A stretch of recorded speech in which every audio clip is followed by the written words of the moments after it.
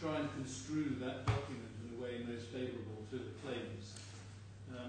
But, my Lord, that isn't the way which I invite the Lordship to approach it. We should know, if they have done a proper job of their disclosure, what it means.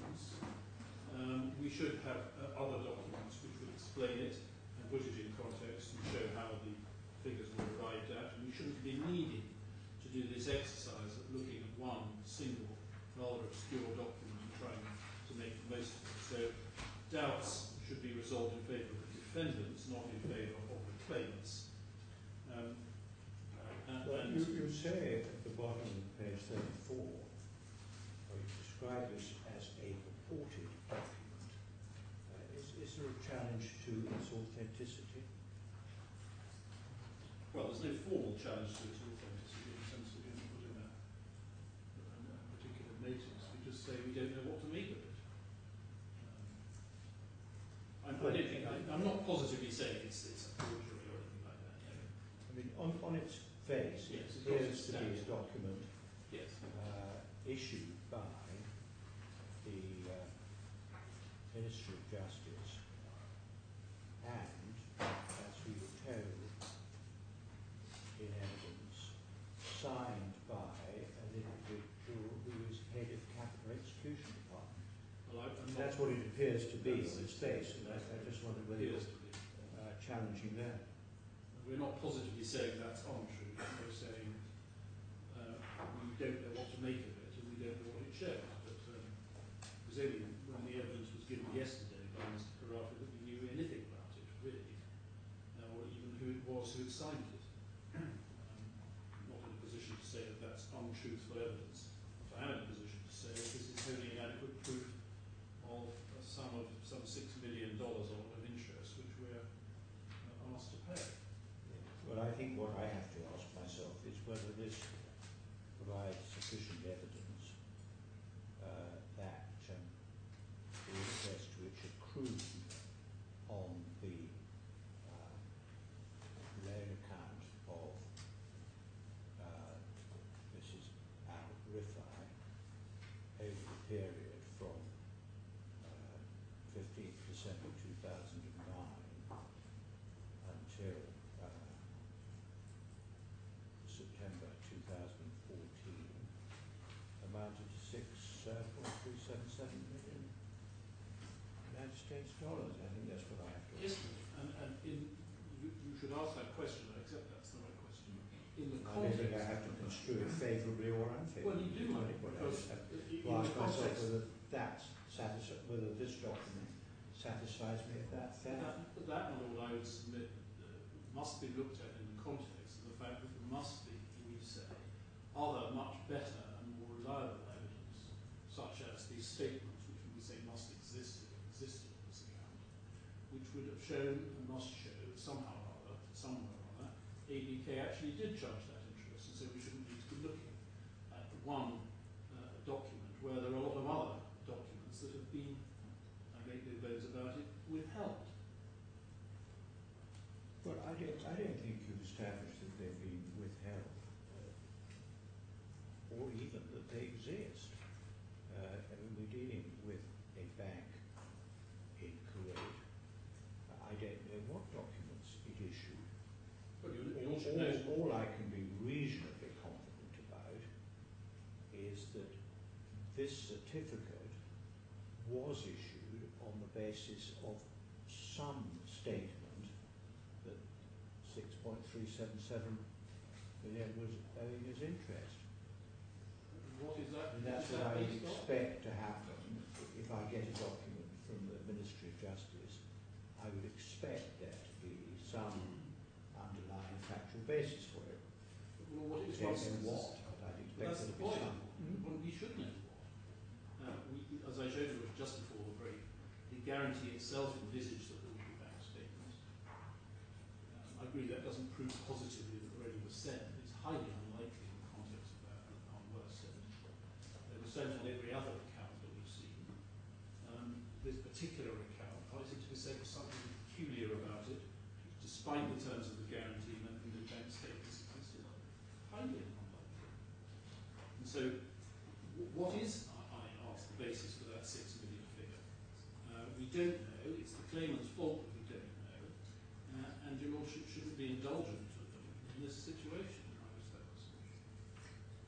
Mr.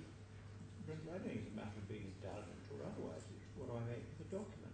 If I had an order of the High Court in London which said that Mrs.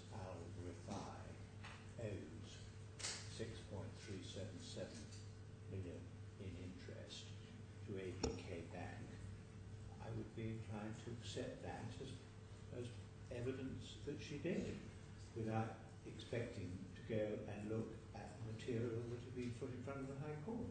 I submit your Lordship should not be in that position where it's a claim between the claimants and my client. We have asked for the bank statements related to it.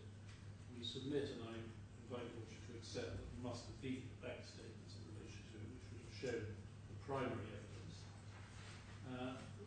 as to which there would have then been no doubt.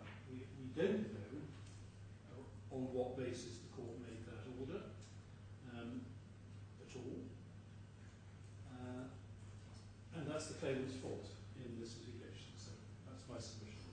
So we make those points that we summarised there.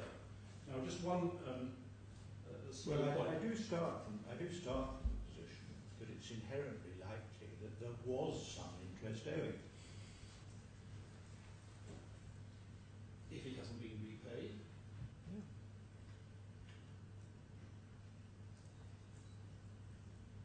But the claimants have deliberately not given us documents. Even Mr. AlKhorafi yesterday was telling me existed. So there were lots of them. Where are they? What he's done is he's put in one, I have to submit obscure document. Mr. Brindle, perhaps you'd like to move on to better points. Well, that is a good point with respect. One small point under this is that the learned friend said, well, look, KPMG admitted it was as much as 4 million. But the 4 million, which is the figure I showed you in the third box on the spreadsheet at the bottom, is not a figure which is admitted, it's simply a figure which is an adjusted figure on the assumption that the claimant's case is otherwise a good one, taking into effect the proceeds of the 39.1 million. It's not actually an admitted figure. No admission by KPMG is going to bind your client anyway. No, it's the point my own friend made. All of KPMG are doing is calculating what they think the figure might be. Yes, and that they're calculating an adjustment on the basis of the exercise they're carrying out there. So because my own friend made the point, and I do with it, maybe it's very unimportant in my opinion. And if I'm persuaded of the 39.1 million point that you made, it may well be that I have to make a comparable or corresponding adjustment. But I think it's unreal, if I may say so, to suggest that there was no interest owing. No, my submission is really a question of proof. I submit that the claimants have not proved their claim. They had every possibility of doing so. It would have been very easy to do so, and they have failed totally to do so. Well, if I could just ask Mr. Brindle for clarification on that, because I had understood that what was accepted was that it was at least what KPMG calculated, because KPMG are not just doing an arithmetical reduction of the 6.3, which would then, of course, lead to all my learned friends' objections. What they had done, as I understood it, was independently look at other sources and then get to their 4 million figure. I'm aware of that. Well, that's what they say they're doing. That's what their calculation does. No friend can make what points he wishes to. Now, my Lord, your Lordship asked me this morning if there was any material indicating the free transfer of monies between the second and the third claimants. And there is one particular matter that I have been instructed on in this respect. Could I take your Lordship to some material on this? First of all, could I ask your Lordship to go to your judgment at paragraph 153, under A, page 48.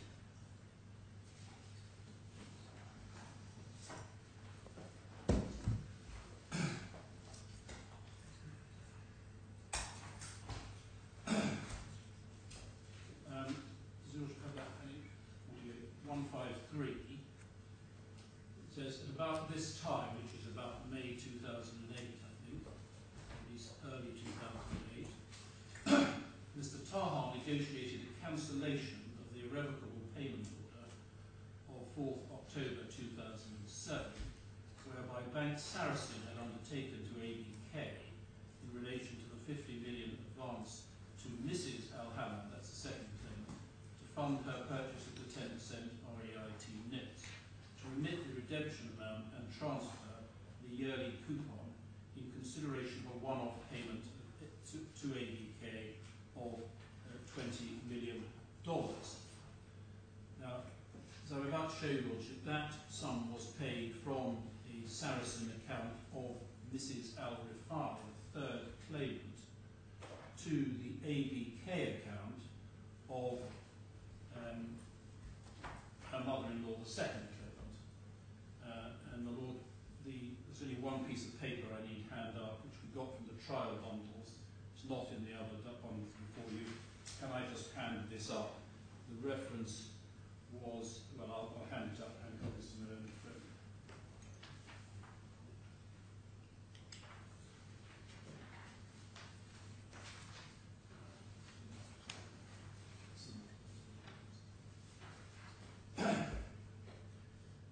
This was the number 2035. This is a document disclosed by the claimants in the trial. So the where does this come from? This is a bundle. Claimants' disclosure. Claimants' disclosure, my lord. It was in the trial bundles. I don't think we have the trial bundle reference, do we? Do we have the trial bundle reference?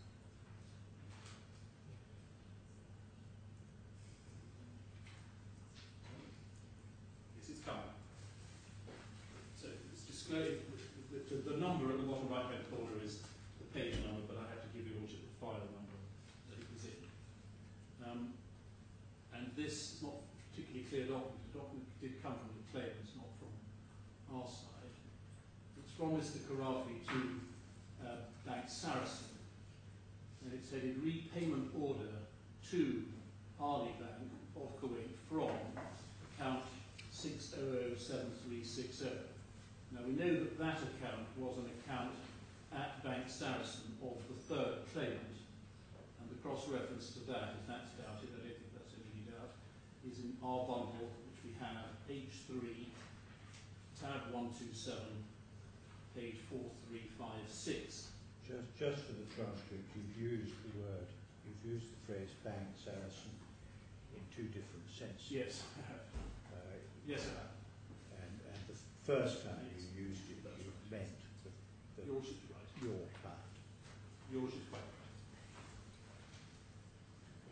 right. So yes, it's to Bank Sarasin-Alpen from Mr. AlKhorafi, repayment order to Alia Bank of Kuwait from, and that is an account of banks at Bank Sarasin, the second defendant, of the third claimant, Mrs. Rifai. I've given the reference H3127435 That's where it came from. So it's from an account of Mrs. Rifai at Sarasin to an account of the second claimant at Alia Bank. So it says with reference to the above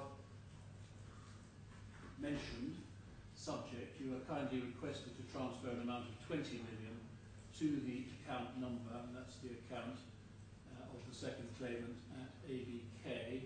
That needs to be cross-referred. It's H3, tab 148, page 4682, favouring Mrs.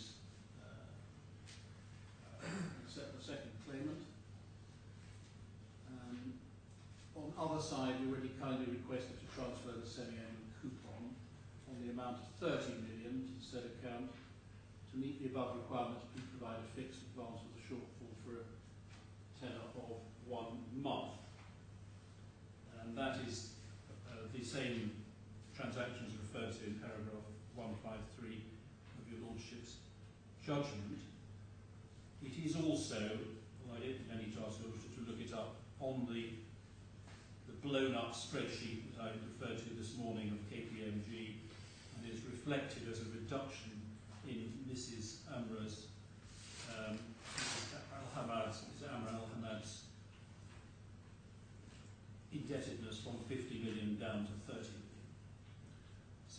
say, is a very clear example of transfers from one to the other. Apparently, it's hard to see any reason why Mrs. Rifai, the third claimant, should be paying this money to benefit her mother-in-law in this way. But that is an example, I would submit, along the lines of what your Lordship was asking for this morning. There are two other examples relating only, I think, to the relationship between the first and the second claimant. One is that, in addition to what I told your Lordship this morning, that the 35 million loan was a loan which was taken out of the name of the second claimant, the loan was actually signed for by the first claimant on her behalf, so to speak, no doubt pursuant to the power of attorney that he held. I don't think I need ask your Lordship to look it up, but the reference to that is in bundle H1, tab 116, page 3739. And the third and last reference is in cross-examination by Mr. Black at trial of Mr. AlKhorafi, which your Lordship can kindly take up bundle F2.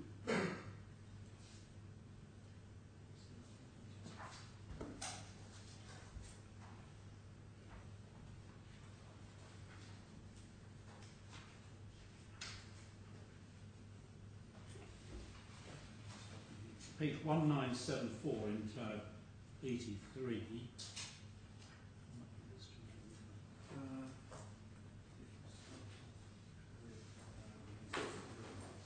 Just inviting my learned friend to help me as to how much this to read. Start with that question. If you want to just down to... Yes. We also have page 1974. Well, not at the moment, because I'm still trying to think of a suitable place to put in this loose piece of paper. Oh. Because if I don't, I should probably lose it. Yeah. Never mind. You want me to look at F2? Yes, I'm inviting my instructors to sort of think about a good place to put it. But while she's doing that, F2, tab 83, 1974. It's really the whole of this page, not much else. Mr. Black is asking Mr. AlKhorafi about Rafed, amongst other things. So for the second line, he then says, in 2007, very soon after you took out the investment bank Sarasin, you drew down another 35 million, didn't you? I stand to yesterday's position I stated regarding this point in particular, that I was offered by Sarasin Bank to be given $35 million and I accepted the same. I've never asked to be given the same. That money was secured on my mother's assets, wasn't it? As per Mr. Rafed's comment, he said to me, as per your investments as a family, as per your investment, he did not specify my mother's investment, or my investment, or my wife's investment. Mr. Rafed said, as per your investments, as per your assets, we're going to give you 35 million. I have to suggest to you, you knew that the 35 million was secured on your mother's assets, didn't you? No. Where did you think the security for that 35 million was coming from then? I repeat the same answer. It's the same thing. He said to me, from your assets. That money was needed for Rafco, wasn't it? I repeat the same answer. Rafco's got its own money.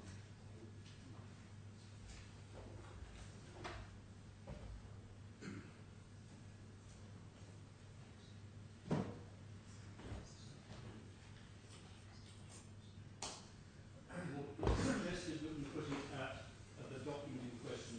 Is it already there? No, it's already there. Bundle H3. I've got that so quickly. Page 133. That is there already for other purposes. Bundle H3 133. Has it been there sometime? Well, if your Lordship looks at 4609 behind tab 133,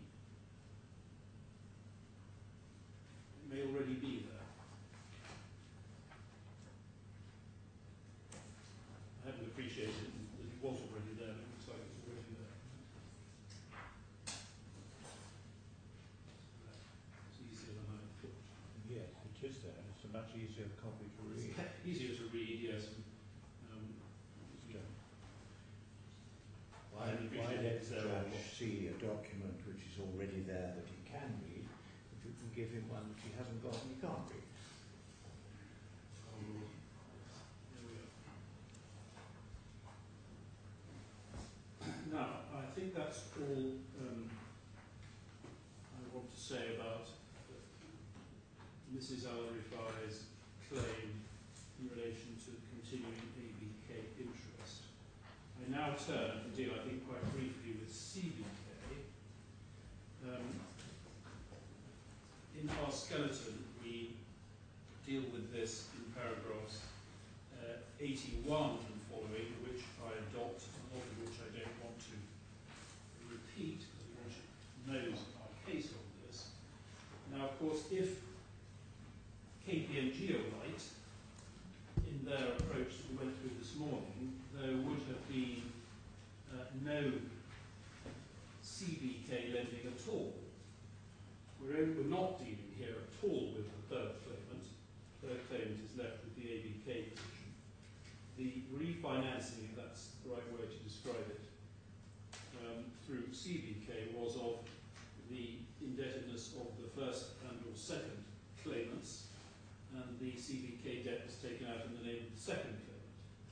You see, if KPMG are right, the whole ABK indebtedness of those two claimants could and would and should have been repaid, leaving no need for this refinancing. I don't think it's right to say if KPMG are right. What you mean is, if I adopt the hypothesis on which KPMG have worked. Yes, that's right. But KPMG have no idea whether that's the right. Lordship's formulation is right and mine is wrong. Yes. That was shorthand and an unhappy shorthand for what your Lordship has put it. Now, in fact, what is happening here, it was pretty clear from Mr. AlKhorafi's evidence yesterday, is that for whatever reason, the first and second claimants didn't want to liquidate their assets in order to pay off ABK. They have a dispute with ABK, which is still an enormous mystery to us. Again, I go back to the point about lack of disclosure. We still don't really know what this nature of this dispute is. But anyway, they decided to get rid of ABK because they were threatening to do terrible things to them, and go to another bank who they managed to get money from to effectively refinance. But Lord, is it really right, as a matter of the proper approach to this case, to say that that new loan which they took out from CBK is to be attributed to the default of my clients some years earlier, that is still some continuing loss resulting from our default in our submission for the reasons we set out in the skeleton? Clearly no. They did it because they decided they'd rather not liquidate their assets, and they had to get ABK off their backs, and so they wanted new indebtedness from CBK rather than paying off the debts. And so we say that is quite apart from the KPMG point that I just made, your Lordship has articulated more accurately than I did.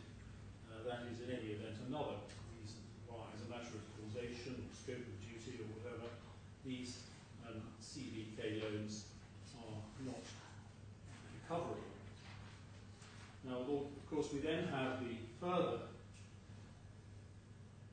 twist on the CBK story, which we discovered last week, that in fact the arrangement with CBK was only for a period of 2 years and was then further extended or renegotiated, or whatever the word is. And we deal with that in our paragraph 85.4 and 85.5.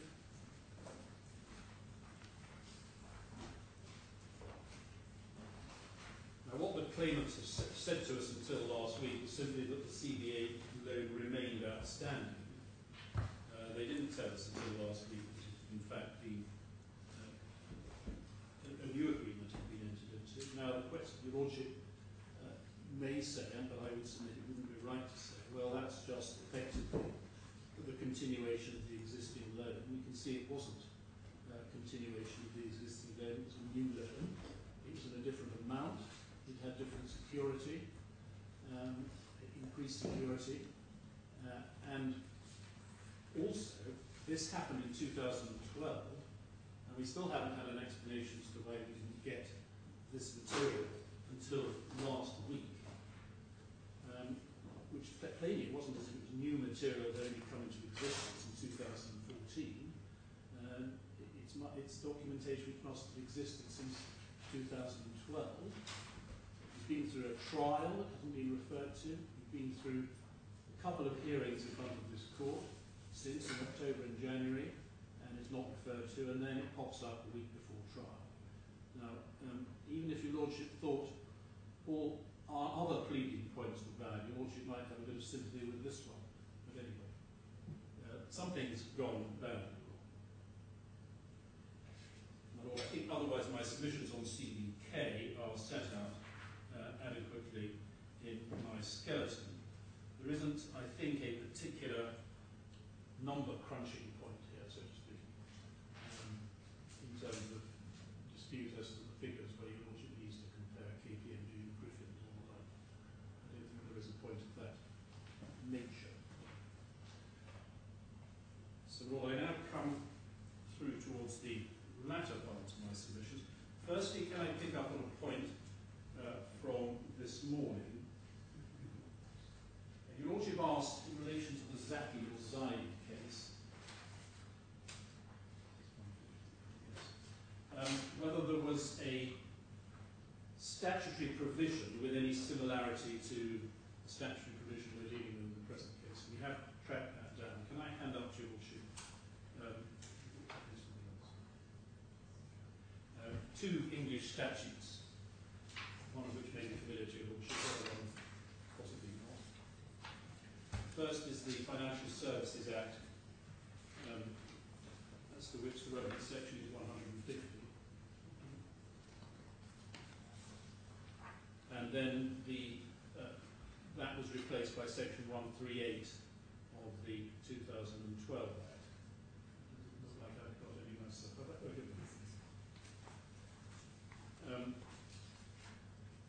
Section 150 is the fairly well-known section relating to actions for damages resulting from breaches of the Act or rules made under the Act. The Lordship should have that on the second page of the clip relating to 2000 statute. A contravention by an authorised person who is actionable at the suit of a private person who suffers loss as a result of the contravention, subject to the defences and other incidents applying to actions for breach of statutory duty. Now, we know that the Samco rule, as we said in our skeleton, applies in general to actions for breach of statutory duty in general. And so that would, I think this is pretty well recognised in England, causation, scope of duty, remoteness defences would be available in an action and are available in an action under section 150. I don't think I need to refer to any other parts of that. Now, then in 2012, this became section 138.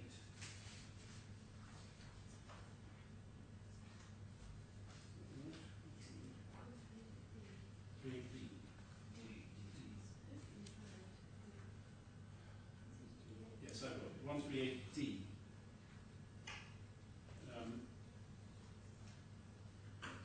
Actions for damages. And this was, I think, the rule, the section in play in the Zaid case. So, subsection 1, a rule made by the PRA may provide that contravention of the rule is actually the suit of a private person.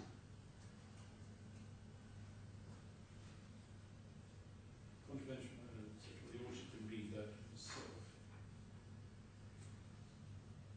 So, little 4 is similar to where we were with 150. In prescribed cases, the controversial rule, which by virtue of subsection 1 will be actionable at the suit of a private person, is actionable at the suit of a person who is not a private person, subject to the defences and other incidents applying to actions for breach of statutory duty.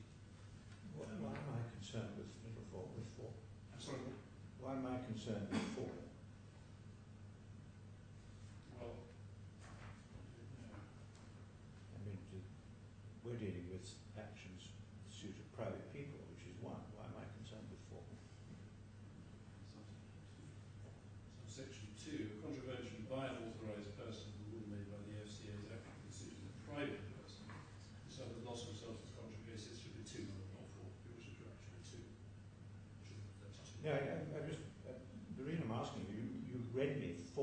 can't understand what I'm... I was wrong to do so. Oh, so I can forget that. Except I was wrong.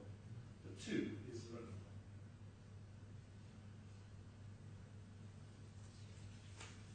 And that's rules made by the FCA. Yeah, so you've got 1 and 2 deal with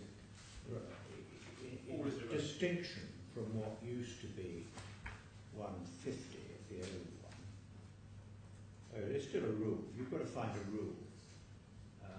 The Act says that if you have a rule which says that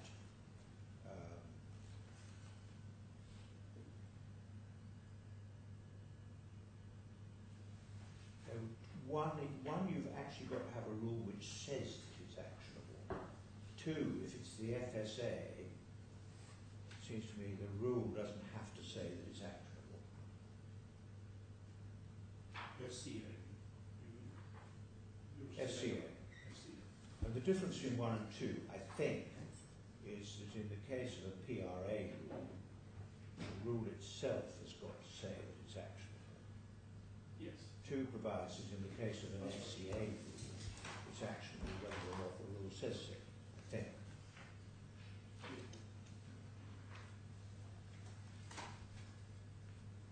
So 2 is probably the nearest. Yes. Yes, I apologise for referring to 4, which was the nearest to what we've got.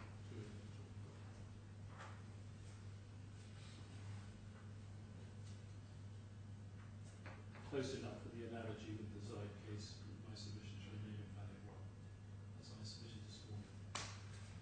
And that only leaves, I think, 2 topics: 1, interest, and 1, multiple damages, secondly, multiple damages. There's not much to say in relation to interest. I would submit your Lordship's analysis yesterday afternoon of the 3 different types of interest is correct. So there are, firstly, the post-judgment interest, as you mentioned. I'm going to put these in your bundle too. Right.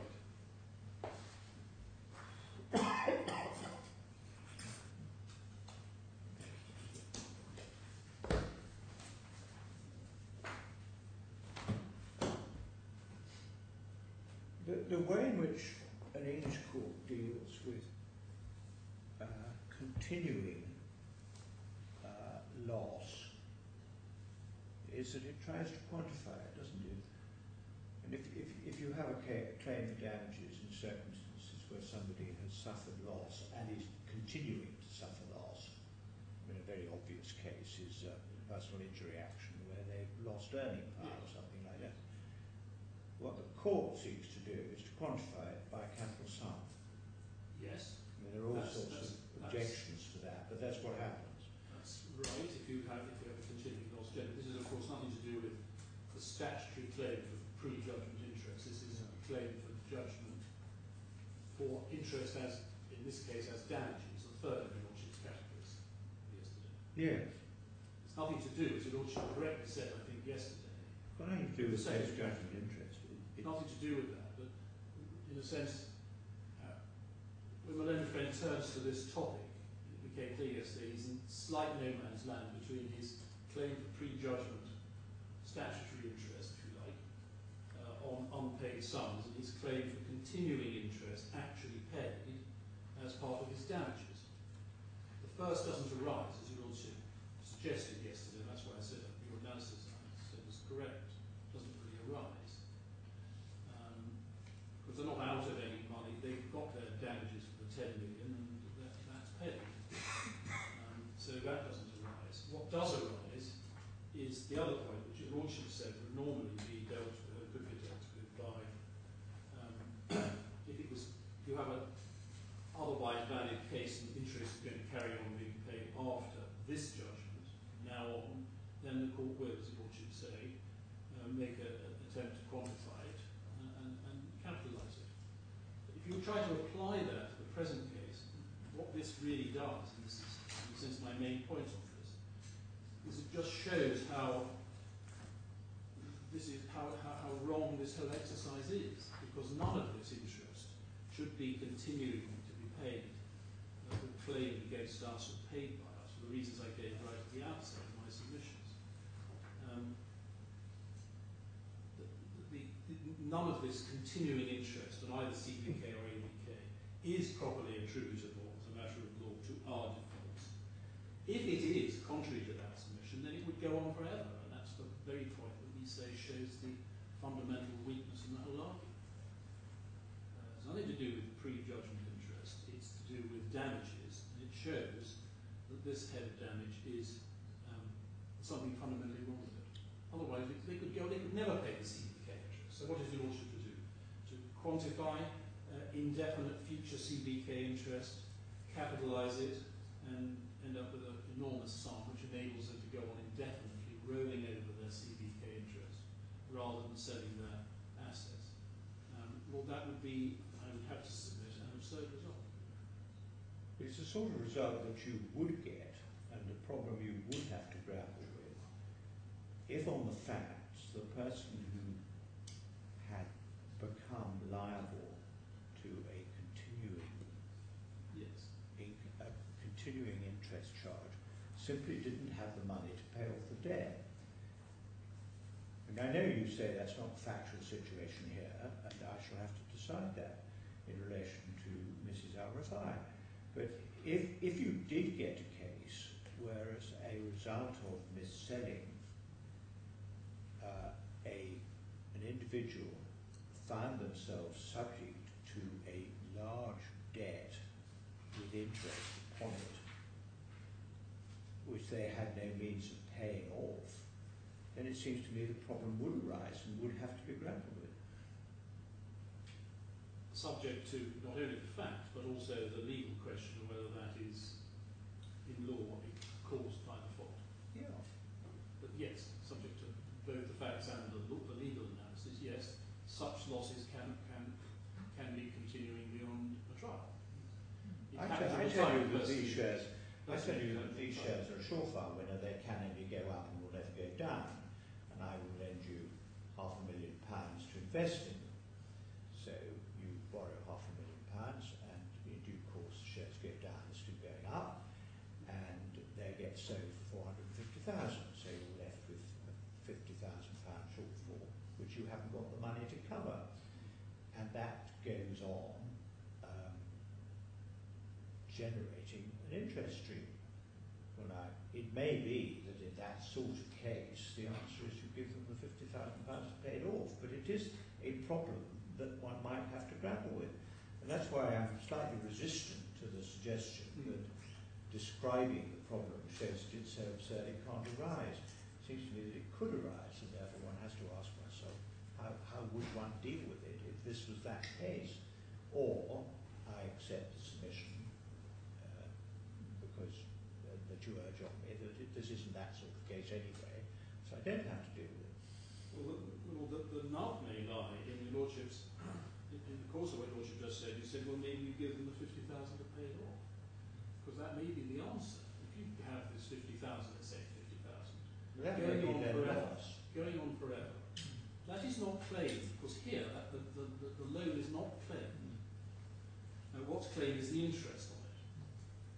And so it said, well, I'm not claiming the 50,000, assuming it's 50,000 back from that, but I've got this 50,000 loan, I owe it. I'm not claiming it from you. I'm not saying that was cause that I want you to do. What I'm saying is the interest that I've got to pay on it, capital not being claimed, goes on forever. And the answer probably would be, in that case, that the court would say, well, why aren't you claiming the 50,000 as being something that you've lost?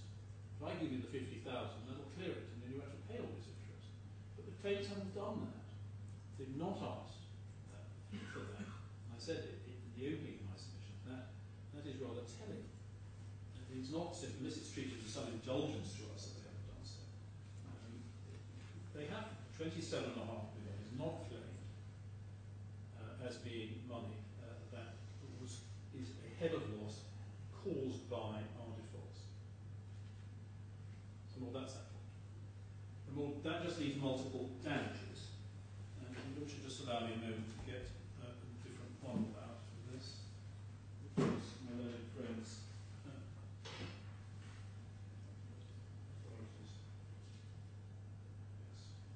Authorities on multiple damages.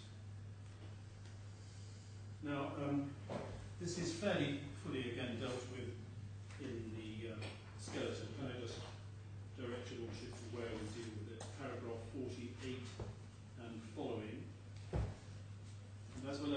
friends said. The first point is a jurisdictional point as to the application of Section 40, Section 42 of the Damages and Remedies Law. That's our paragraph 48, and we set out what that says. And as your Lordship will see from us, we say that the basic scheme of this legislation is that in paragraph 51, the regulatory law, we say, is intended to be and constitutes a complete code of all remedies available for breach of that law. I don't think it's going to help my Lord to see that Collins case about solicitors, but it's a similar situation there. We set out in the rest of 51 what the various consequences are, which are specified as being breaches of the regulatory law. So we have Section 65, which the learned friend is going to deal with a little bit later on, various other powers, and then lastly Section 94, and its common ground. Section 94 itself says nothing at all about anything beyond compensation, and indeed I didn't really understand the learned friend's submissions about compensation and damages, but maybe that was my fault. Section 94 is obviously dealing with compensation, and that is the principle which it encounters. I think what he says, in the hope that I've understood it, so that I can explain my understanding to enable you to deal with it, I think what he says is that 94 actually provides, 94 sub 2 provides that the court can award damages or compensation. I think that's his point. Well, that's certainly not how I So it's not restricted to compensation to the exclusion of damages, if in fact there is a difference between them. Well, I certainly don't read it that way. In my submission, 94 is providing for compensation for someone who's suffered loss or damage. Well, 94.1 talks of somebody being liable for compensation for loss or damage. 94.2 provides that the court can order compensation or damages, I think it's the way. Or any other orders the court sees. Let's just look at it. Yeah. I mean, it is a curiously drafted provision. Can I just get it? Not by any means the only one in this So legislation. I put it in.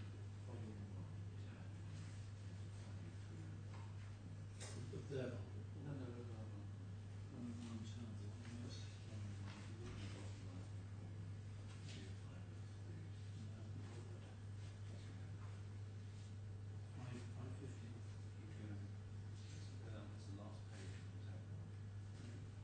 Sorry, I'm all done. Yes, I've got it now.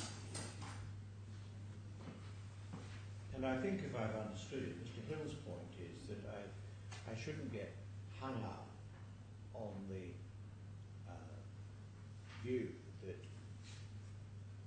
Section 40 sub 2 of the Remedies Act only provides for multiple damages in a case where there is an award of damages, because if you look at 94.2, you can overcome that problem simply by awarding damages instead of compensation.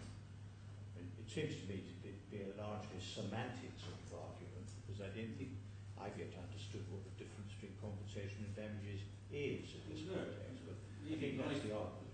I don't see the word damages, perhaps I'm blind. Well, I saw it last time I looked at it. I'm looking at 94 too. I don't see the word damages. For recovery of damages or Where's it got to? Damages or compensation. Sorry, I was blind. Well, you found it now, or am Yes, I? I've got it. It is there, I think. It is the recovery of damages or for compensation. Well, certainly those of us who occasionally do cases in equity talks about equitable compensation, which is indistinguishable largely from damages, except in concept. The principle, surely, I would submit in the whole of 94 is clearly one of compensation. You get that very clearly from 1. This is the bit I say I still don't really understand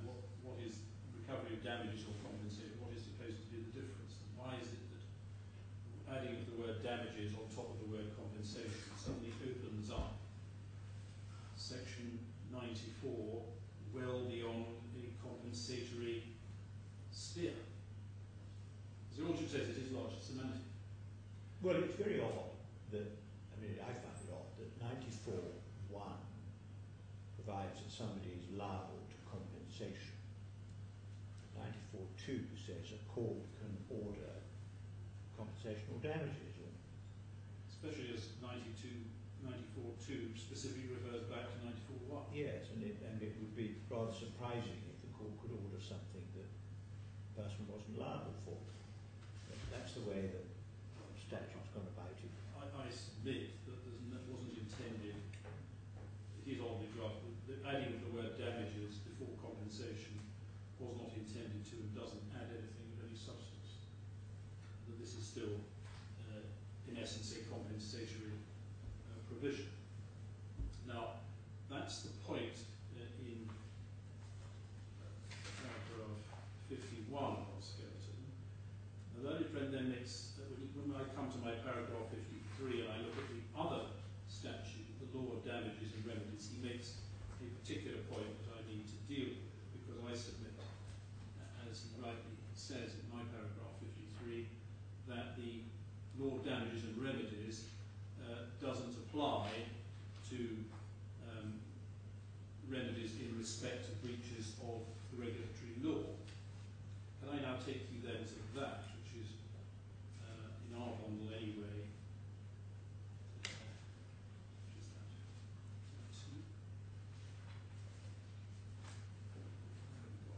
No, that was in my learned friend's bundle. But he took you to it, so his bundle is tab 3.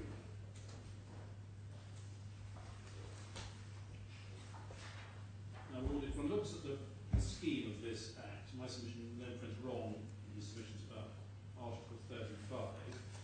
Looks at the contents page of the Act, tab 3 of his bundle. You firstly have general, then you have damages under the law of contract, part 2, part 3, damages in law of obligations, and then 4 you have remedies, general, interim, other, enforcement, and remedies in restitution. All of that is part, remedies in restitution is part 5, all the others are parts 1, 2, and 3, 4, all parts of part 4. And then the Act then proceeds, as you would expect, dealing with damages under the law of contract and damages in the law of obligations, until one gets to, which learned friend didn't read, section Article 34. Under the heading remedies, part 4 remedies, it then says this, chapter 1 general, remedies stipulated under this law, where this law provides that a person may claim or otherwise have a right to or is entitled to compensation, damages, restitution, specific performance, or any other relief or remedy, the court may, on application made by such a person, make orders accordingly, together with any such order as the court sees fit, except whether making of any particular order may be excluded under this law. Now, the whole of that is remedies under this law. That means, in my submission, remedies under this law, i.e. under parts 2 and 3, one being general, under the law of contract or obligations. Then 35 says, and this in my submission is not remedies stipulated under this law at all, is other orders, where a person commits a breach of any requirement which is imposed under any DIFC law, not under this law, the court may, on application of any person who is aggrieved or suffered loss or damage, make one or other of the following: damages, compensation. There again, the law one sees damages and compensation. What the difference is, one doesn't know. Restitution, specific performance, and any other order the court thinks fit. And then there's a bit more under 2 and 3. One shouldn't ignore those, but all of that we say. Why don't you should ignore 3? Court may make an order under this article in addition to or as an alternative to any order it is empowered to make elsewhere under the law. Or under any other law. Yes. Except as such law or other law may provide. So, on the face of it, 35(3) is telling me that although I have power to order compensation under Article 94(2) of the regulatory military law, I can make an order under Article 35 nevertheless. Well, you can make an order under Article 35. What we have to come to in a moment, but I'll deal with the Lordship's point first, is what then Section 40 is dealing with. As far as 35 is concerned, this is the whole of 35, 1, 2 and 3 are, in my submission, dealing with something other than remedies stipulated under this law. That's my main point. And they include various things. Quite why 35 is necessary at all, I'm not sure. But anyway, the statutory draftsman has provided that all those various things, including, as your Lordship says, under 3, can be done in relation to DIFC laws in general. But then we read on, we've got Chapter 2 interim remedies, Chapter 3 other remedies, Chapter 4 enforcement of judgments. And in my respects of submission, what follows in 36 through to including 47 are all examples of remedies stipulated under this law in Article 34. That's my submission. If it isn't, then what are the remedies stipulated under this law? The remedies stipulated under this law can only be something in this Part 4 of the Act. They are obviously not what's in 35, because that's something other than remedies stipulated under this law, I would submit. They must be, therefore, what's in Chapters 2, 3 and 4 of Part 4. And it's in that group of sections that one gets Section 40. So again, the draftsmanship perhaps isn't ideal, but we say that Section 40 is one of the remedies stipulated under this law, which is concerned contract and tort. It's one of those. It's a 34 remedy and not a 35 remedy.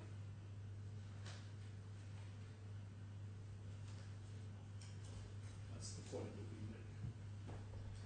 Now, well, that's the what I want to say on the jurisdiction point. That takes me, going back to the skeleton, and we should be pleased to hear I'm near the end now. 54 concerns what is or is not deliberate, egregious or offensive. I'm not going to say very much about it, because you all should have your own views, and I'm sure what I have to say isn't going to assist you. Well, I'll really make one point, which is in the sense of the point that we make in paragraph 54. But the particular deliberate act that your Lordship has found was the first defendant categorising the claimants as clients, where they had filled in the AGBCs to give the impression of being completed by the claimants, which was not the case. Of course, that is something your Lordship finds. It is fair to say in favour of my clients, although that was the position, they did initially adopt the position at the very beginning of this litigation that the claimants might have filled in these forms. Long before trial, it was clearly accepted by those instructing me, ever since AlKhorafi came on the scene, that the forms were in fact filled in by D1. I'm not suggesting that undermines your Lordship's finding. It doesn't, because your Lordship's point is that what Mr. Alia and others did at the time was designed, you have found, and I can't possibly challenge this, to give that impression. But in terms of the conduct of the litigation, it has been accepted, and was for a long time before trial, that in fact this was done by the first defendant. I said it's a litigation point. That may be a point you can take litigation in relation to indemnity costs. My present view is that the conduct of the litigation is not actually a reason for making an order under Article 40 sub 2. The basis for an order under Article 40 sub 2, I think, is the nature nature of the breach of duty. I'm not understanding what Mr. Hills has submitted to me. I'm not frankly persuaded that whatever I think of the conduct of the litigation has much to do with this point. What it concerns me, and if you haven't understood it from my judgment, it may help you if I spell it out again. What concerns me is that there was a deliberate breach of the regulations in order to make a profit out of these clients. Well, I'm aware of what he's found. I mean, that's the finding. That is, if I may say so, that is definitely clear from the judgment. Well, I hoped it was. It is. I'm making what I describe as a mitigation point, because the Lordship has a discretion here, even if the Lordship says, well, what you repeat what you've just said, the matter is still discretionary, and the fact that, if I'm right, the point wasn't persisted in the litigation is relevant, at least to your Lordship's discretion, and that's my paragraph 56 point. I see what your Lordship's saying, but I think it would come in there, even if not as a definitional point as to what constitutes deliberate or egregious conduct. As for discretion, there's not a lot more I can say or can assist you with. I simply say what I say in the written text. So that just leaves one point, which is, if your Lordship has a discretion, what are the principles, if there are any, or is it palm tree time, on which your Lordship should exercise that discretion? Now, the learned friend is very dismissive of our argument that one might gain some assistance from the exemplary damages under English law. I accept that there's nothing in the section that in any way incorporates the English law of exemplary damages. The learned friend has been slightly tentative in suggesting that this is based on RICO or anything of that nature, because although he's referred to an American case, he's saying that even that isn't necessarily the same principles, and he didn't seem to press that tremendously hard. Our point is simply this: if your Lordship has got this discretion to award up to triple damages, what are the sort of factors that should activate your discretion? And it is perfectly legitimate to say, well, insofar as we, as English lawyers, know about this sort of thing, we have developed these principles. They are by analogy, they're not directly applicable. And particularly the point in our 57.2 has been and is relevant to whether your Lordship awards double damages, triple damages, or what the multiple is, or the extent to which one goes beyond compensation. This is the idea that conduct has been calculated to make a profit. And it would be a rational approach, if the Lordship has the discretion, and there is jurisdiction, to say, to apply that principle. And if your Lordship did apply that principle, we then make the points in paragraph 59 that, in fact, if one applied that approach, we say that it would be hard to see how that would justify anything above the compensatory payment.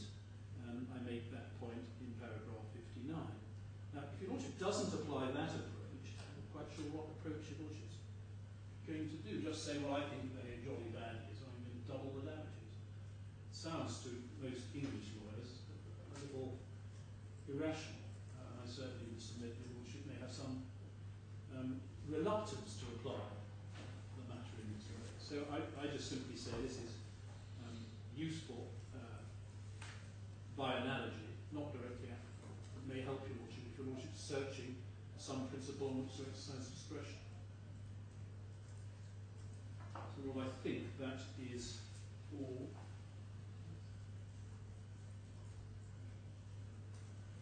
Thank you. Well, you haven't been left much time. My Lord, I will, I hope, use the time as economically as I can. I will certainly I'm not under any time pressure. I'd like to be away by about 7 o'clock. Well, my Lord, I would hope that I'd like the court staff to be away a good deal earlier than that. Well, my lord, I should hope there shouldn't be much longer than an hour, but we'll see how it goes.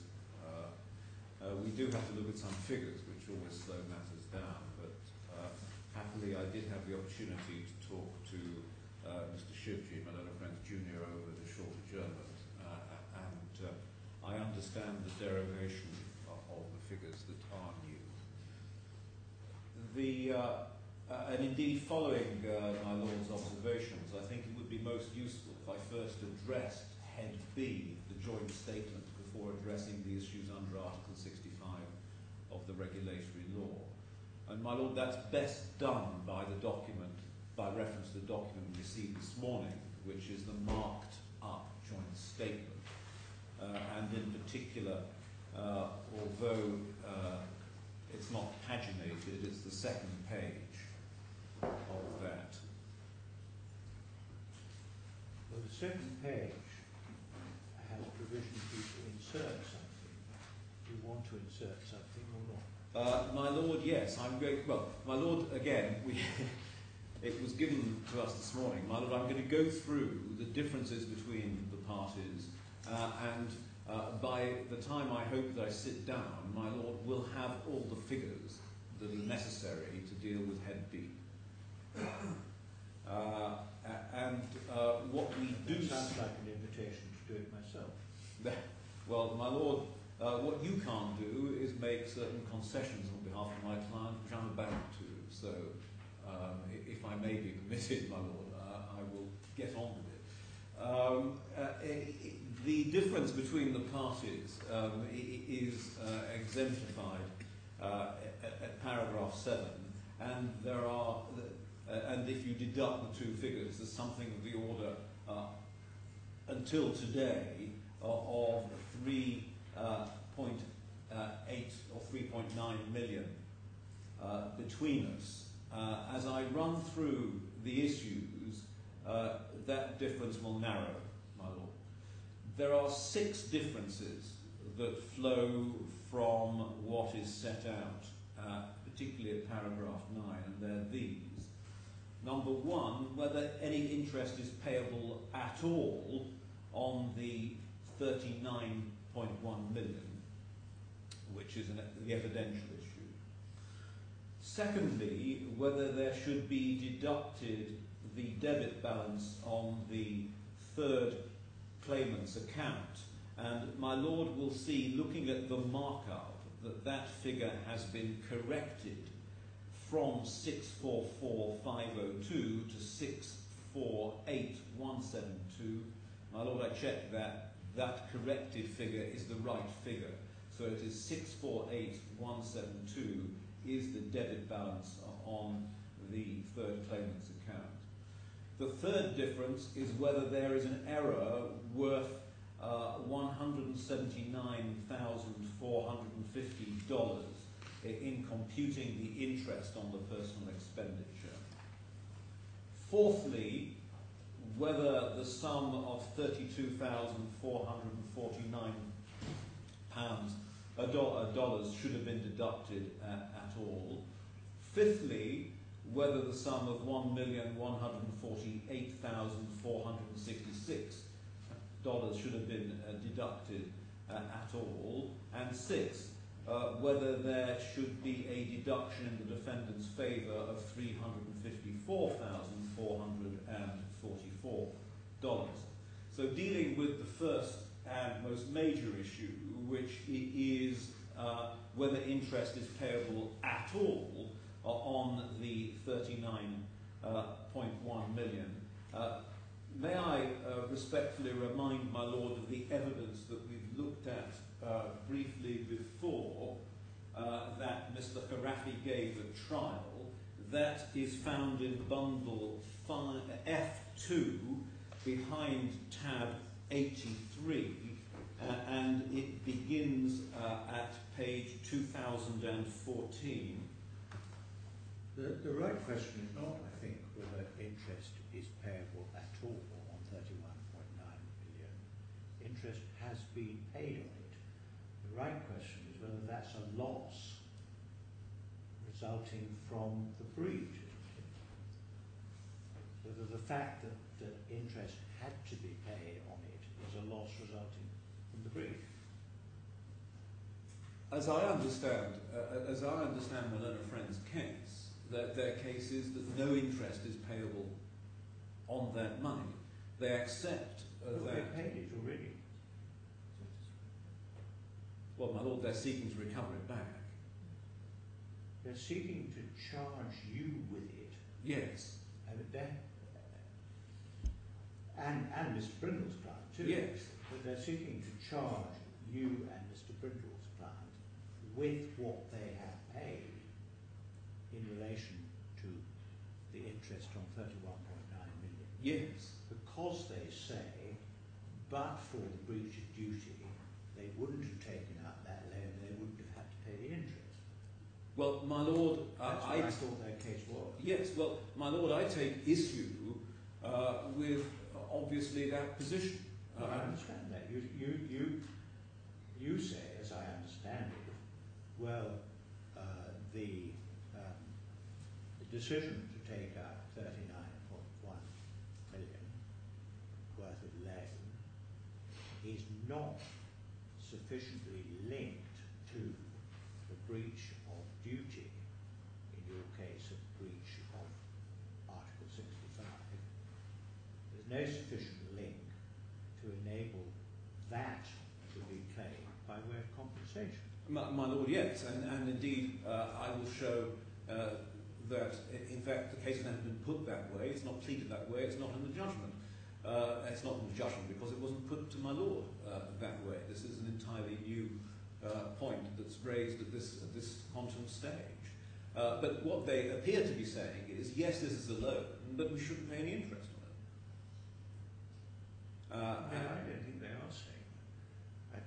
I think they're saying, yes, this is a loan and it's an interest-bearing loan, but if there hadn't been a breach of the regulatory duty, we wouldn't have taken out this loan and therefore we wouldn't have become liable to pay interest. Unless I completely misunderstood what Mr. Hill was saying to me yesterday, that's what I think their case is. Now, I'm not telling you that I agree with the case or not, but that, I think, is the case you have to meet. Well, my lord... If you don't think that is the case you have to meet, well, you go ahead and meet some other case, but that's what I think the case is that you have to meet. Yes, I mean, my lord, my submission is very simply this, that this was a loan recognised to be a loan, it was recognised that interest was payable on it, and it has nothing at all to do with the purchase of the notes. So, my lord, I don't think we're apart on ultimately where we end up. Well, you can't say it has nothing to do with the purchase of the notes. Even Mr. Brindle accepts that had there not been a purchase of the notes, this loan wouldn't have been made. The question is whether or not there is a sufficient causal link to bring one within the word results from. Well, no, that results if you from... apply a pure but-for test, there wouldn't have been any sort of relationship with Bank Sarasin, and this loan wouldn't have been made. That's the very simple. Yes, results from is not the test that applies under Article 65. My lord, it's important to distinguish between the cases of against the two defendants, which in fact the claimants don't. But my lord, I'll develop how Article 65 works at the moment. All I need to do, I think, at this stage of my submission, is address my lord on the facts as to the link between the taking of the loan and the purchase of the notes. I mean, yes, ultimately, the fact that there was a business relationship between Bank Sarasin and the AlKhorafi goes to the fact that they were making these investments. But my submission is that is as far as it goes. And the evidence shows that during the course of that relationship, Mr. AlKhorafi wanted more money. It was our case throughout that he was ravenous to raise cash for all sorts of business schemes. The 35 million was part of that. He pledged his mother's credit to raise that 35 million. He asked Mr. Warrior for the money, and it was provided, and I will show what it was spent on. And in that sense, what it was spent on has nothing to do with the notes. So far as the second defendant is concerned, when one looks at the analysis of Article 65, Article 65 doesn't even respond to the way in which the defendants put their case, but I'll develop that if I may. What I'm trying to do at the moment is just deal with the facts behind the taking of the loans, and indeed addressing the points in the joint statement here, so that my Lord can have the figures. As I said, I heard what my Lord said yesterday, that it would be more helpful to start with the figures, and that's what I'm trying to do, my Lord, if I may. So, you've seen the evidence at trial in relation to this, my Lord, as I said, at Bundle F2, tab 83, page 2014, we begin at line 18, and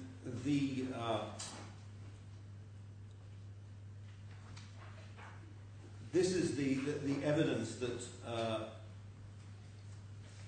ends up at page 216, where Mr. AlKhorafi is saying, this is part of the loan I received from Saracen Bank, Mr. Rowett. When he has given me this loan, he did not specify to me to use this loan. He said, this loan is for you personally. Use it wherever you want. I used it in paying the interest and in buying trucks for my family's company, stuff like that. My Lord, what is clear from the evidence is that Mr. AlKhorafi accepted it was a loan. He accepted that the loan was repayable. What he was saying was that Mr. Alia had told him that it would be repaid from the profits on the investment. So there is no suggestion that in Mr. AlKhorafi's evidence that he didn't understand that he was going to have to repay the loan and repay, in my respectful submission, the interest upon it. The only issue was when that was going to be done.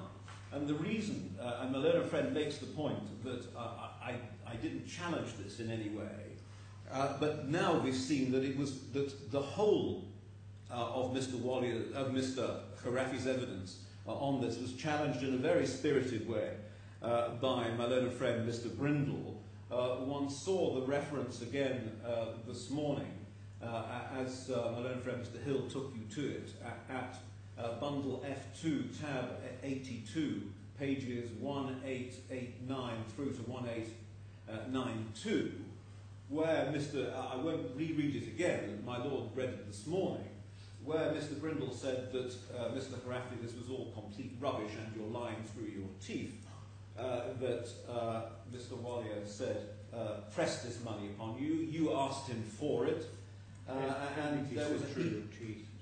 Sorry? I don't think he said through your teeth. No, well, in fact, they seem to have accused each other of being liars at one point. Yeah, it was quite a spirited moment. It was a spirited moment, my Lord, but and robust and very proper cross-examination, in my respectful submission. Well, in so far as you can conduct that through himself.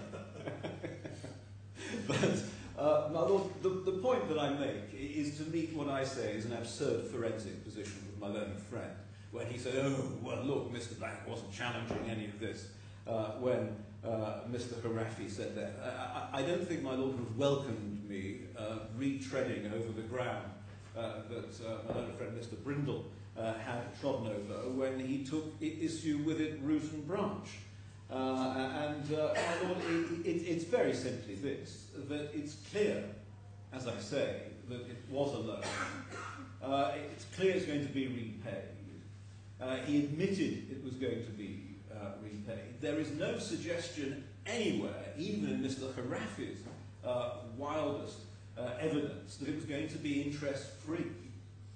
And indeed, as again was pointed out by Mr. Hill very fairly when he took you to the evidence of the evidence of the cross-examination of Mr. Wallier this morning, which I again won't, in the interest of time, repeat. Mr. Wallier said that Mr. AlKhorafi had asked for the money and he wanted to use it in his own business. And the issue, and it may not be necessary to decide it, but the issue on the evidence, I think, is this. Was this a loan that Mr. AlKhorafi was seeking, or was it a loan that was being pressed upon him, or at least offered to him, which he decided to accept? The reason why that may be relevant is that if it was a loan which he was seeking, then it's much more difficult to say that it was the result of the fact that he was taken on as a client. Yes. If it was not a loan that he was seeking, but just one that he was offered, then it's much easier to say, well, had he not been taken on as a client, he never would have borrowed it. Well, that's the issue, I think, which I have to decide. Yes. There's a direct conflict between Mr. Wallier and Mr. AlKhorafi, and I may have to decide which I believe. Yes, well, my lord, obviously, I press the fact that he was seeking this loan, that you've been taken to all the evidence at the trial, and there is clearly a conflict between Mr. AlKhorafi and Mr. Wallier on that. I would submit that on this occasion, Mr. Wallier's evidence is to be preferred, that Mr. AlKhorafi, as I made the submission at trial and made again and made before, Mr. AlKhorafi was very anxious to raise money for his business schemes, and he wanted as much as he could get hold of to pursue his various investments. What is interesting on the evidential side is this, that that Mr. AlKhorafi has steadfastly declined to give any indication to the court of what he did with the money. He got very large sums of money, and he simply says, I don't remember what I did with $8 million here, or $1 million here, $2 million there. My lord, I submit that that really is not intrinsically credible, that Mr. AlKhorafi may be a man of some means, but those are very large sums that he kept on paying into different bank accounts. And I put to him that he was in fact servicing perhaps loans that he'd taken out to fund his business. And it is just not credible that he has so little control over his own affairs, that he's unable, except where he's reminded about paying money to buy Bugattis or buying trucks for his family business, that he can't remember what he did with nearly $40 million when he accepts that that's not the sort of size of sum that means little to him. He's not a billionaire. A few million here and there, he says, but it's simply not credible that he cannot tell the court what was done. So the court's left with no evidence as to what was done with these very large sums of money. And equally, he's never suggested that this loan was, as I say, going to be interest-free in any way. And my lord, we do say there's a deep contradiction in the way in which Mr. Hill opened the case. He said, I think 2 or 3 times yesterday, that we can't have free money as a reason for not claiming back the principle. The logic of his argument would be essentially to say, well, I'm exempt from the principle. This was given to me and pressed upon me. I took it. It results from the breaches of the regulations by both the first and second defendants, and therefore they can't have it back. But he doesn't say that. He just seeks to say there's no interest payable upon it, effectively. And so, my lord, I do say that there is a contradiction in that position. The evidence indicates that Mr. AlKhorafi wanted this money. He spent it, as we will see, insofar as there is evidence on his business and indeed his pleasure. It is money that he would have had to take from another place, if not from Bank Saracen. And so it is causally unrelated to what is alleged both against the first and, more importantly, obviously from my point of view, the second defendant, but I'll come to what can be claimed against the second defendant when I analyse Article 65. So, my lord, I come then to the second point, which is a pure figures point.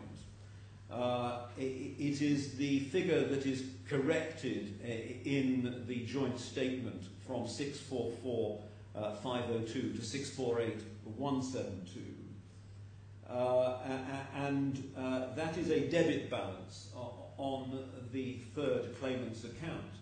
And I would submit that it's hard to understand Mr. Hill's point yesterday. What he seemed to be saying is accepted that the third claimant owes that $648,172,000. But if the figure is put in the calculations now by way of set-off, the second defendant might try to sue her for it. There isn't a single shred of evidence that if that's now taken into account, she will still face proceedings for it. In any event, she'd have a cast-iron defence if it were taken into account now. But to close the matter down, I have the clearest instructions that if the debit balance is set off in the current proceedings, that's an end of the matter, and clearly the bank cannot and would not pursue her for it. The point, therefore, is our respective submission a hopeless one, and the 648,172 should simply be put in the mix in today's calculations. The third point is in relation to an alleged error on computing the interest on the 39 million. This is also a hopeless point because the error is in fact Griffin's error and not anyone else's. This is best demonstrated by looking at the schedule in their last report, which my lord will find in bundle C2, tab 53A, at page 912-45.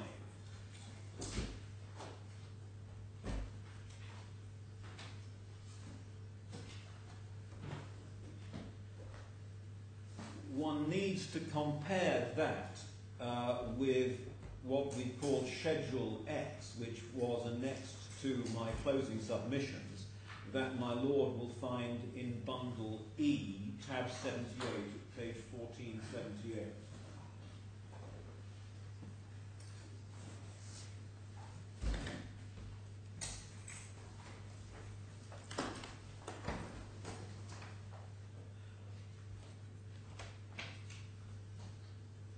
Now, what Griffins have purported to do at page 912-45 is to schedule out all of the personal expenditure that was used, that the 39.1 million was used to discharge. I'll wait till my lord has it, if I may.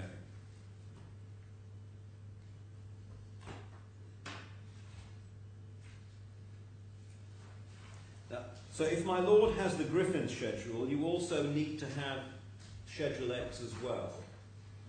Schedule X is page 1478. That's right. Does my lord also have the page 91245 open as well? That's in bundle C2. One needs to compare the two for this point, I'm afraid.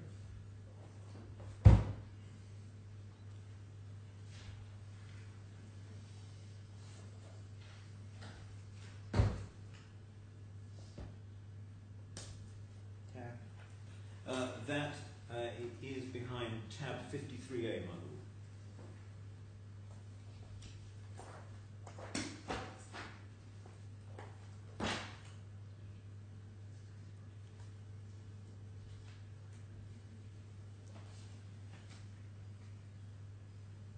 So what Griffins are saying is they have scheduled out all of the personal expenditure and it doesn't add up to the 39.1 million. In fact, one only has, in relation to the last 4.1 million, a 704,000. So, in other words, they say there's 3.4 million less. The reason there's 3.4 million less is that Griffins have missed 4 items, essentially. The items that they've missed are on Schedule X, and they are items 4, 5, 8, and 9.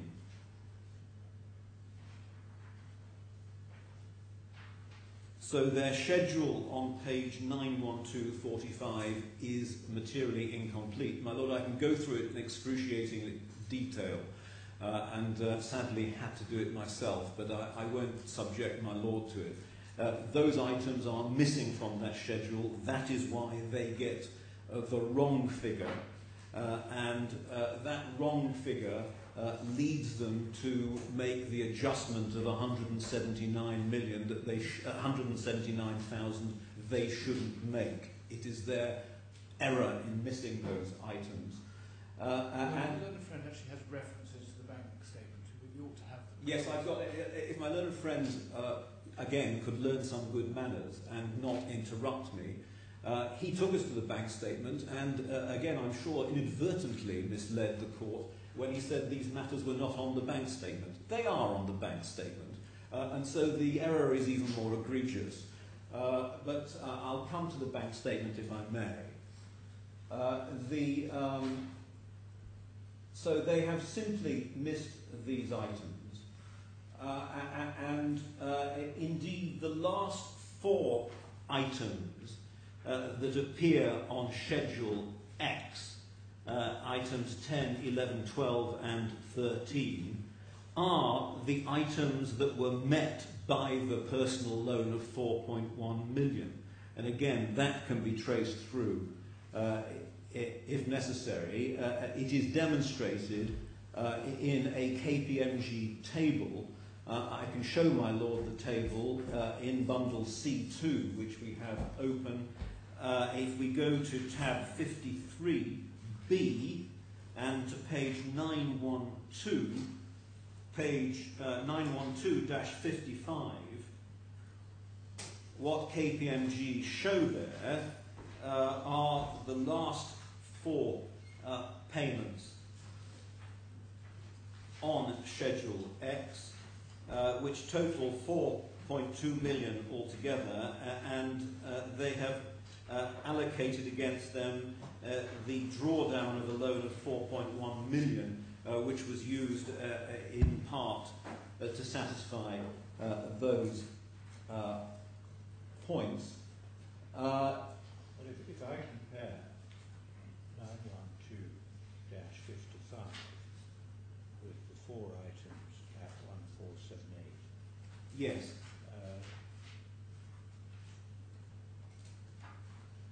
you say those add up to 4.2. Yes.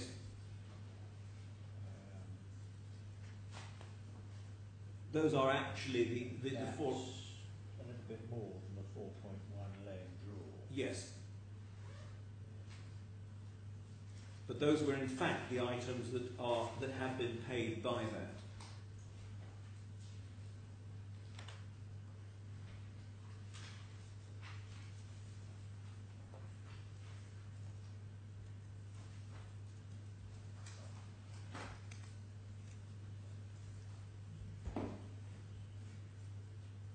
Where do the 3 items that add up to 4.1 come from? I'm sorry, the 3 items. Well, if you look at 912.55, Yes. you find 3 items amounting to 4.1 million.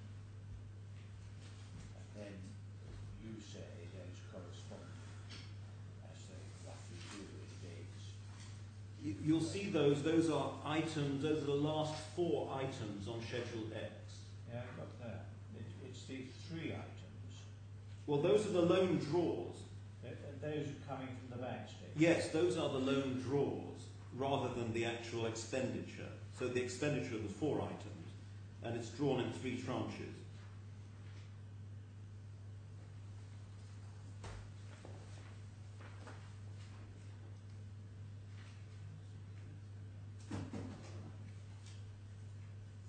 So if I look at the bank statement, I should see those 3 items coming in. Yes, I can. That's what I will find on the bank statement. Yes, and I will just get the bank statement. I'll get the bank statement and make that good, if I may.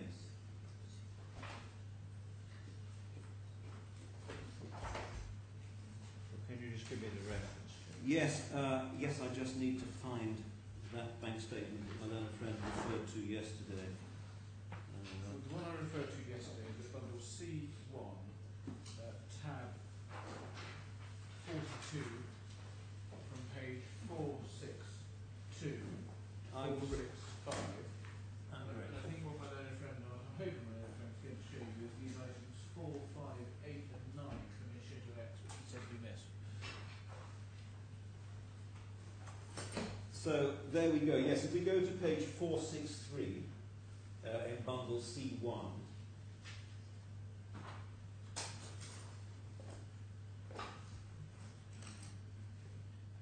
The items 4, 5, 8 and 9 that were missed are on that page.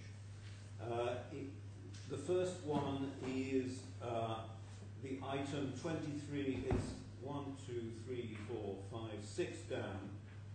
23 January 2008. Payment in favour of Alia, Mohamed, Sulaiman, Rifai, and 550,018, and that corresponds to item 5. Corresponds to item 4. Then, if we travel down to an entry, the second entry for the 4th of February 2008. Payment in favour of Abdel, Rahman, Al-Bisha and Zaid. These are the trucks. That's another 550,000, and you'll see that's item 5. And then if we travel down... Which page are you on? On page 463. 463. 463 in bundle C1, my lord.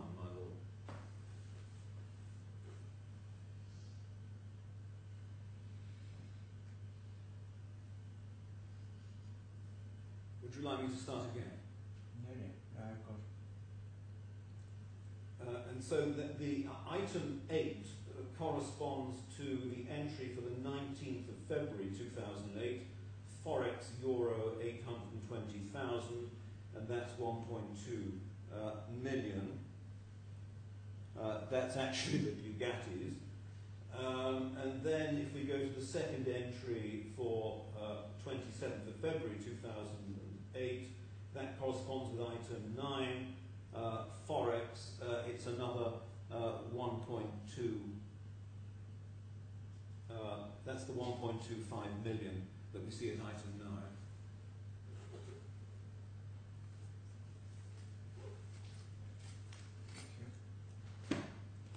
9. Now, Griffin's explanation for missing these items it is difficult to follow.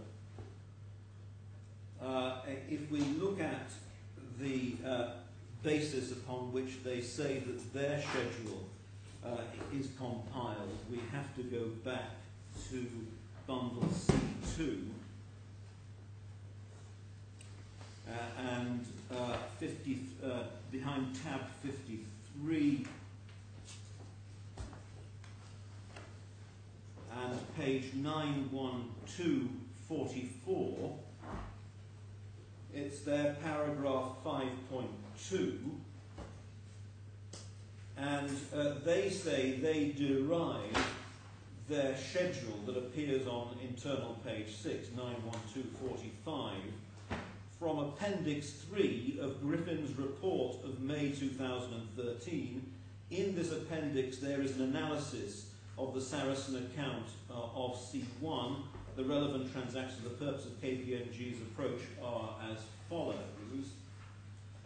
So you then have to look at the source of what they say that is, and we have to go back to bundle C1, unfortunately, for that. And that's at page 458 in C1.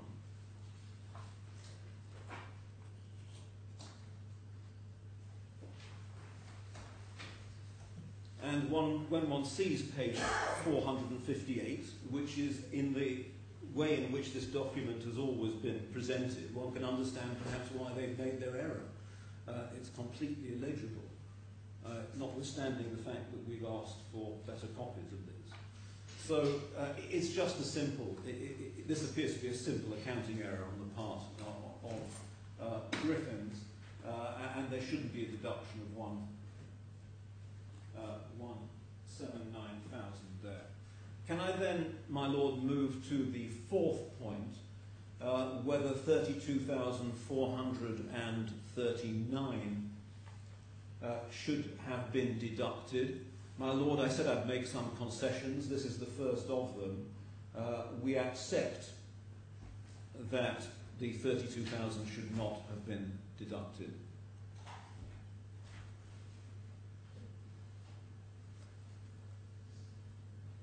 The fifth point goes to the 1,148,466, which it is said is also wrongly deducted. The explanation for that figure is to be found in the Griffin's report, this time at page 91246 behind tab 53A. It's paragraph 5.5.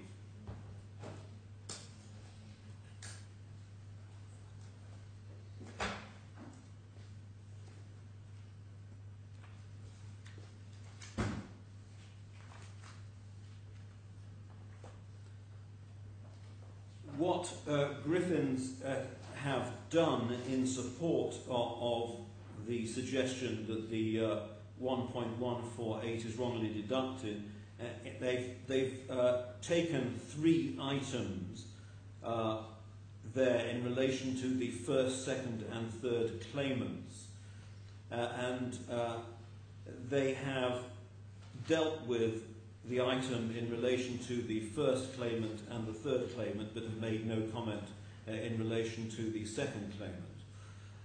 So far as the first claimant is concerned, the figure that is in the Griffin's report is 165,680. But my Lord, that was one of the figures that I asked to be clarified over the short adjournment. That figure is now the 158,160 figure that one finds in the amendment to paragraph 9 of the joint statement that my learned friends handed in this morning. That was just clarified at lunchtime today. And that's accepted as a figure? That is accepted as a figure, because Mr. Shivji very kindly told me that was a KPMG amendment to Griffin's figure, so that's common ground, my Lord. We do not accept as a matter of principle that is a valid deduction. I'll explain why in a moment, if I may.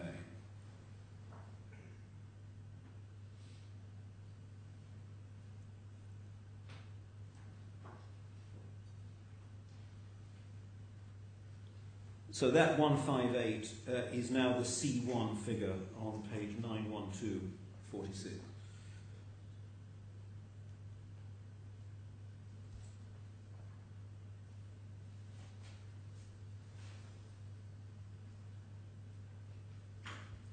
And my Lord, we say that that's not that is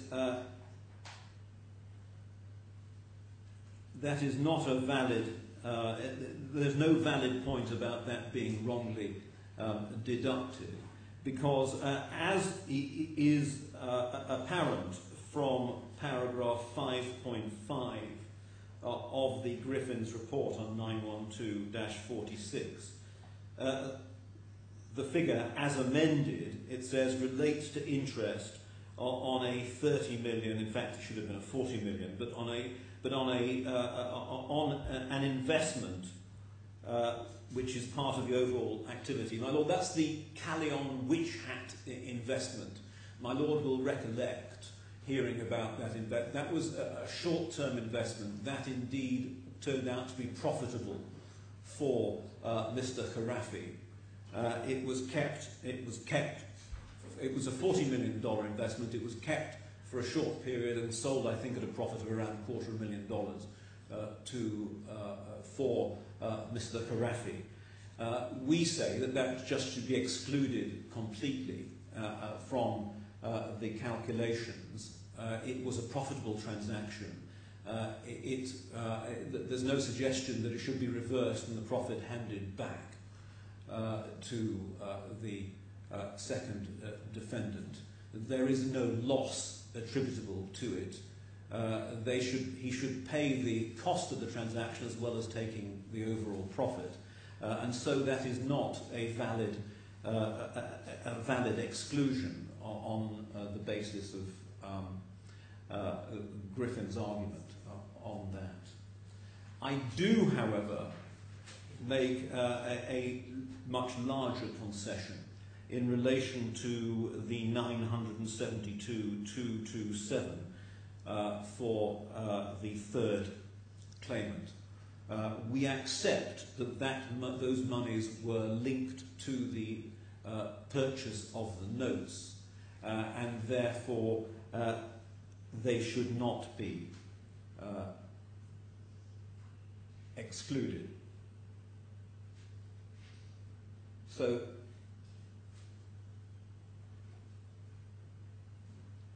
essentially, I accept that figure and the 32,000 figure that referred to before. So if then I go to the sixth point, the sixth point is that Griffins say that for there to be consistent treatment on their basis, there should be a deduction in my client's favour of $444. KPMG's methodology means that one ignores the gains to the claimants, and so we don't take advantage of that. And so what you come back to then ultimately is with head B in the joint statement. I accept on the basis of the concessions that I have made that the figure of 6,686,680 should be increased by the 32,449 and the 972,277. And if my arithmetic is correct, that would bring the figure up to 7,691,405. So around $1 million movement. 7,691,405.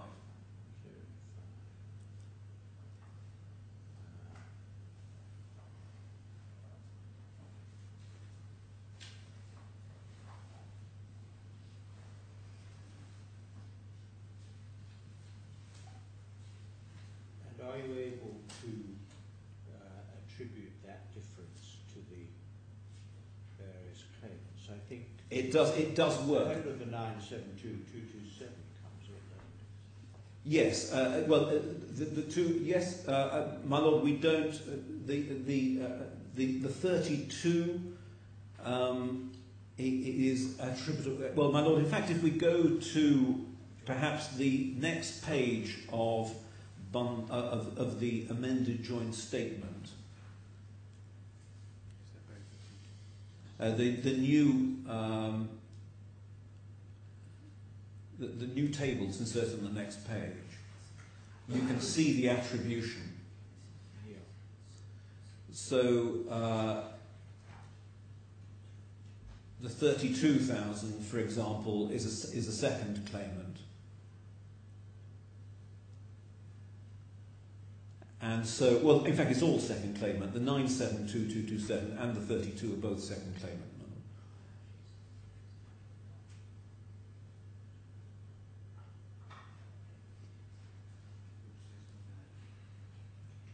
Well, then, if that's right, then the... Well, I'm not sure, I apologise, there may be an error in our schedule. I think KPMG and Griffin both actually treat the 972 as a third claimant. You're absolutely right, they do. Yes, sorry, that's our mistake in the schedule. That 972 figure needs to be posted down to the box below. Yes. That should be in the third. That's what Mr. Crack told me. That should go down into the box below. Yes. So where I see figures to be inserted, what figures do I insert?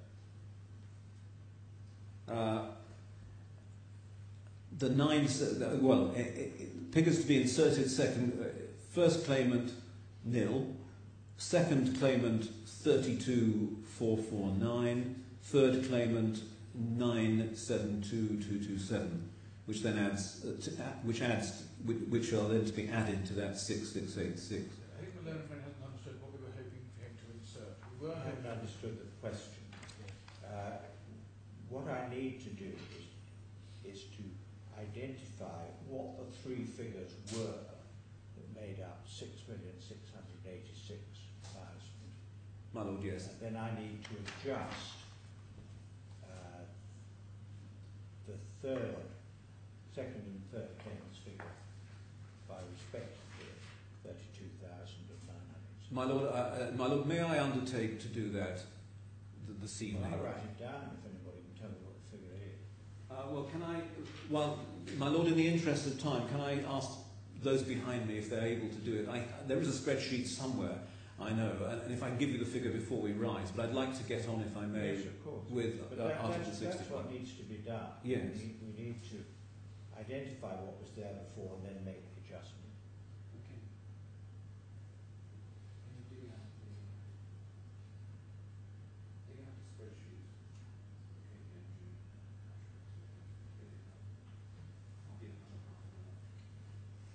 Well, anyway, we're a million closer together. We are a million closer together, my lord, yes.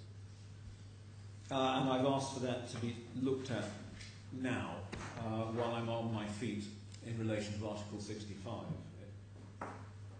Almost cost effective, really. I'm sorry, my lord. Never mind, Mr. Black. It didn't cost $1 million to get there while you've been speaking. Thank you. Article 65. I want to address the following issues, if I may. What losses can, as a matter of law, be recoverable under Article 65, and whether the claimants have satisfied the statutory criteria for recovery, and in particular whether the claim on the so-called nil transaction or no transaction basis meets the requirements of Article 65. Have we finished with figures? We have finished with figures. So we are. Figures final to work. Yes, we are comfortably on the law now.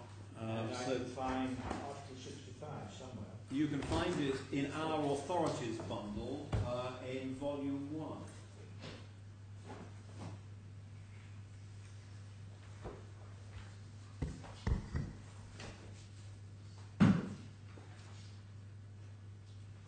And it's about 3 pages in. It has an internal page number of 46 at the bottom, at the centre.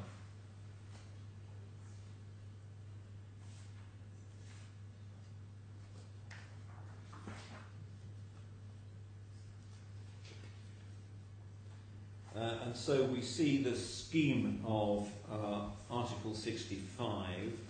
65.1 and says someone who makes an agreement in the course of carrying out a financial service in breach of financial service prohibition, or who makes an agreement as a result of making himself another person of a financial promotion which is in breach of the financial promotions prohibition shall not be entitled to enforce the agreement. So we're past that stage. But then 2, subject to any agreement that may otherwise be reached between parties, a relevant party may apply to the court to recover any money paid or property transferred by him under the agreement and compensation reflecting any loss sustained by the relevant party as a direct result of such payment or transfer.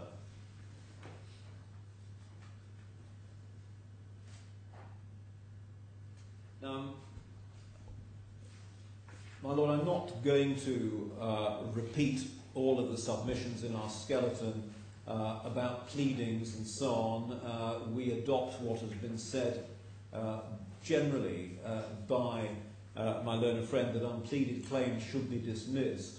But can I answer a question that my Lord asked Mr. Brindle, and while he was on his feet I gathered the references, because you asked specifically what points had been made about the pleadings. And so can I take you to the references in the submissions and the transcript for my Lord's judgment, I hope.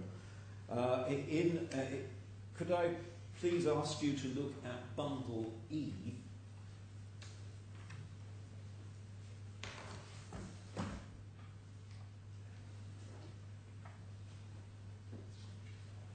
There's another run round the pleading point, isn't I'm trying to answer a question that my Lord asked Mr. Brindle, and you did ask for the references. So all I'm going to do, I'm not going to argue the point, but I'm going to show you the references. I think the question I asked him was, had there been an objection to calling of evidence based on a pleading point? Which I think was the question I asked him. Yes, and my Lord, what had been made absolute. Well, unfortunately, it's inevitably more complicated than that. The chronology was that we got the Griffin's report very late. We protested about that in opening. It was said, "Oh, don't worry about that. It can be dealt with during the trial, and we'll see if there's anything left in any of these sort of quantum issues." And in fact, nothing happened. We made some detailed criticisms. Nothing happened. We complained again at the end, in closing, both in writing and orally, that the pleadings had been digressed from, that the whole case had changed as a matter of quantum. It hadn't been addressed. And we said it was too late at the time of closing. And my Lord, those are the references that I was going to show you. I don't know whether my Lord would find that helpful or not. If not, I'll move on. You know whether it helps you. Well, my Lord, you know whether you think it helps you. I may have to decide whether you're right about it. Well, my Lord, I don't recall seeing the Griffin report at all during the trial. Well, my Lord, I knew it was around, but I didn't know. Yes. Well, that's the whole point. Let me show you what happened and how it was dealt with, because it is telling in my respectful submission. And these are only some short references, if I may. Can I take you first of all in bundle E to tab 78?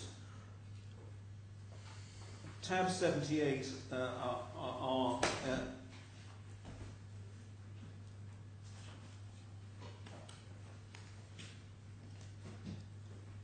tab 78 are the written closing submissions of the second defendant. And if you'd be kind enough, please, to turn to page 1475.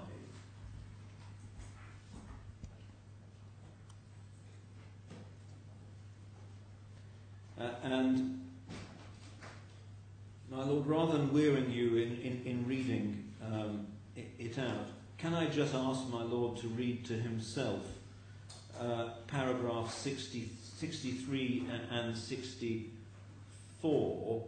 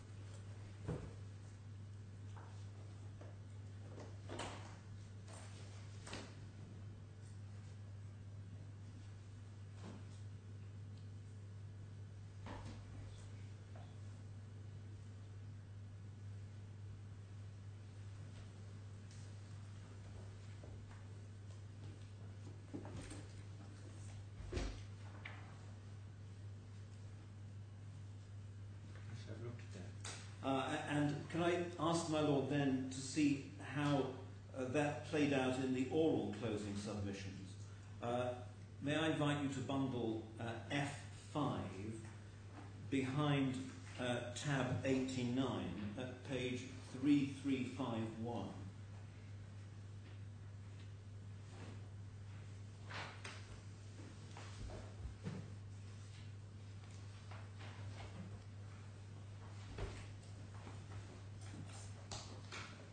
Put E away? Yes, please, my Lord.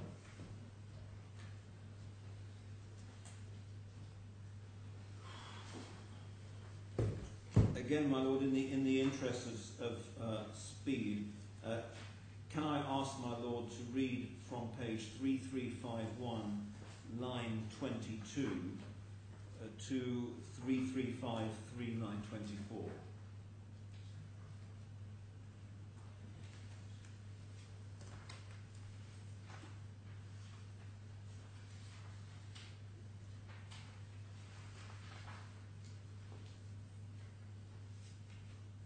This is you, Mr. Black. These are my oral closing submissions, yes, my Lord.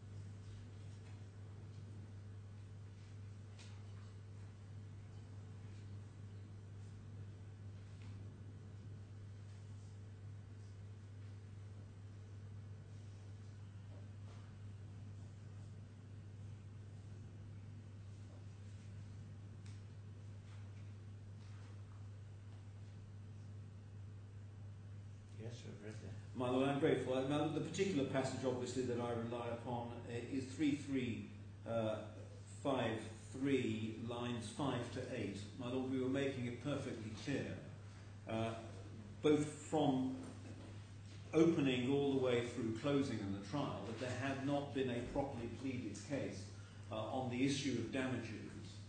And as my learned friend Mr. Brindle has said, the pleaded case has always been the same and is not the case that is raised against us. But my Lord, I'll move on from pleadings. My learned friend Mr. Brindle has made the pleading points, and I just wanted to give you the references there to what had been... Well, we have moved on to the sense that I made in all the October, identifying what issues I was going to decide at this hearing. My Lord, yes. Nobody, well, not nobody, because the plaintiffs appealed that order, or tried to, but you didn't do. That order, no, my Lord. My Lord, if I may then... I haven't made very many, but that order didn't get appealed by your side. The claimants had a go at it, but didn't succeed. No. But, my Lord, I'll move on. So you'll start with it, can't you? Here. Well, yes, my Lord, which is why I'm going to move on, if I may. I mean, have a good whinge, but you'll still start with it. Yeah, my Lord, we've whinged in writing. I don't intend to bore your Lordship with an oral whinge now, when I can move on to something rather more interesting, which is the meaning of Article 65. And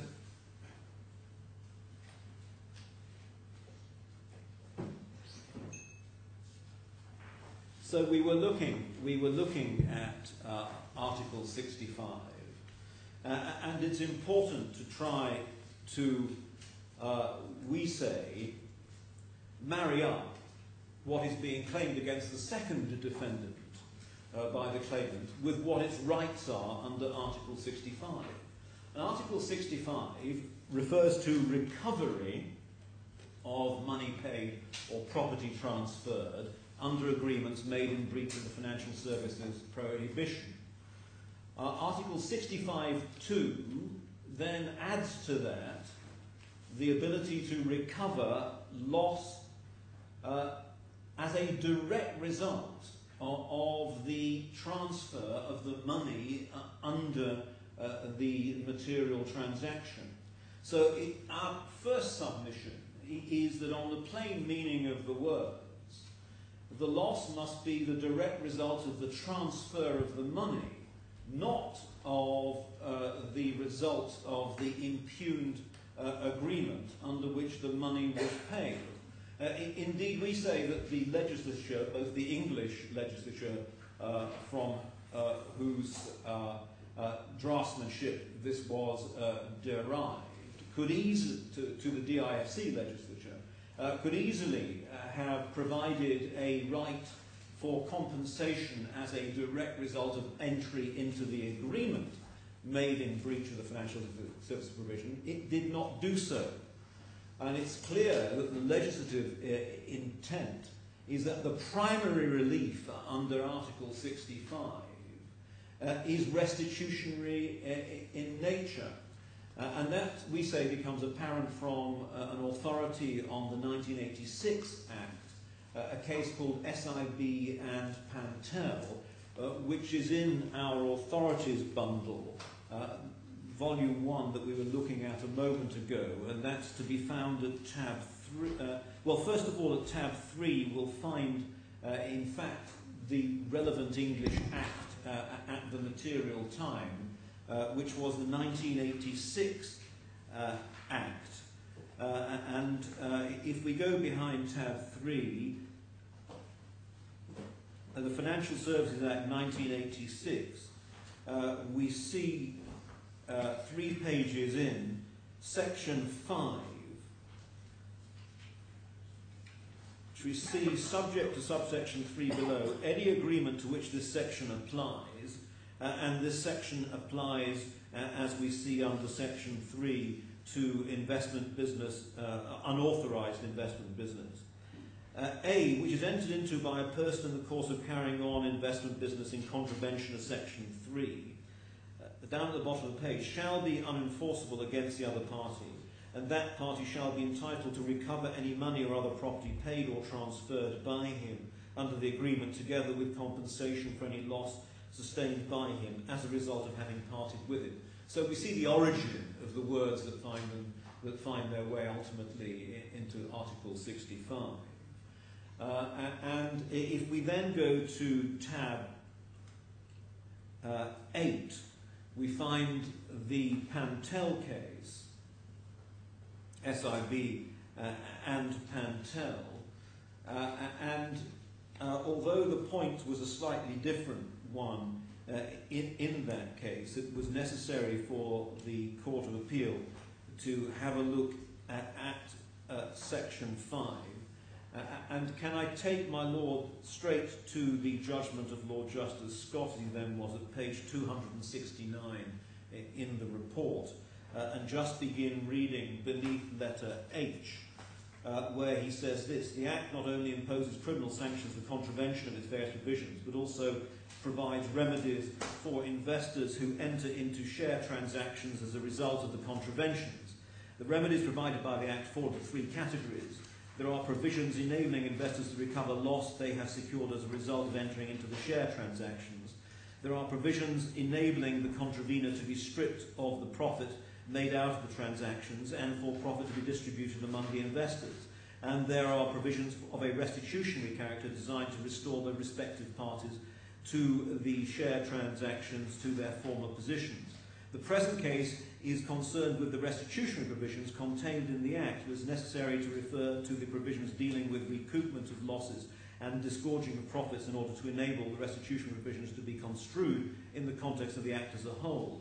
Section 5 of the Act provides remedies for individual investors who have entered into investment agreements with persons carrying on unauthorised investment business.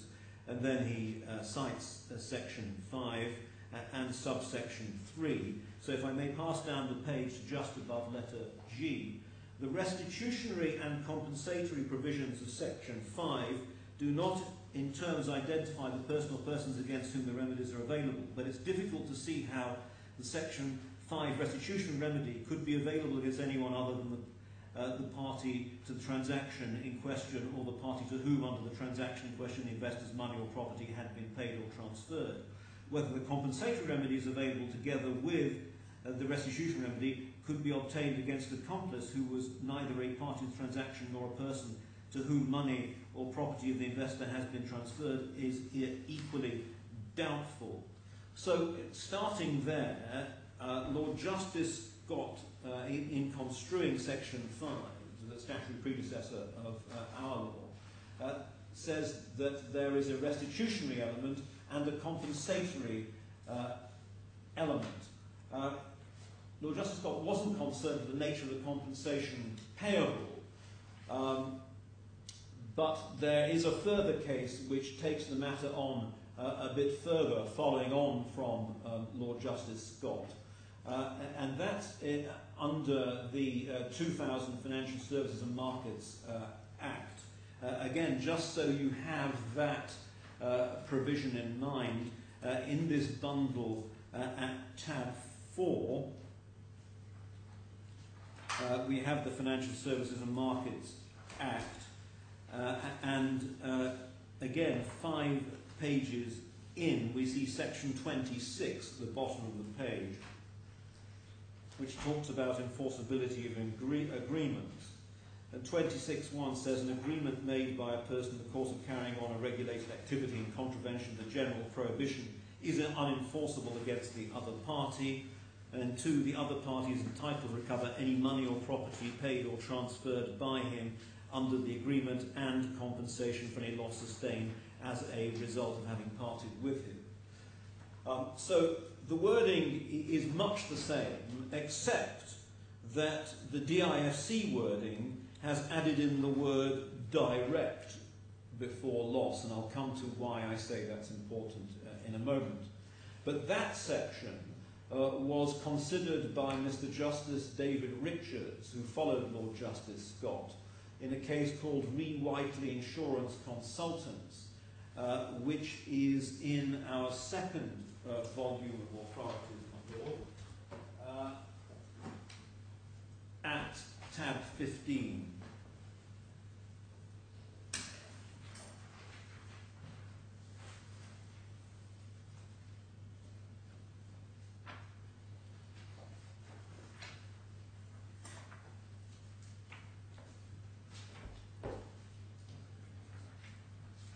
And can I take you straight within that report to paragraph 27?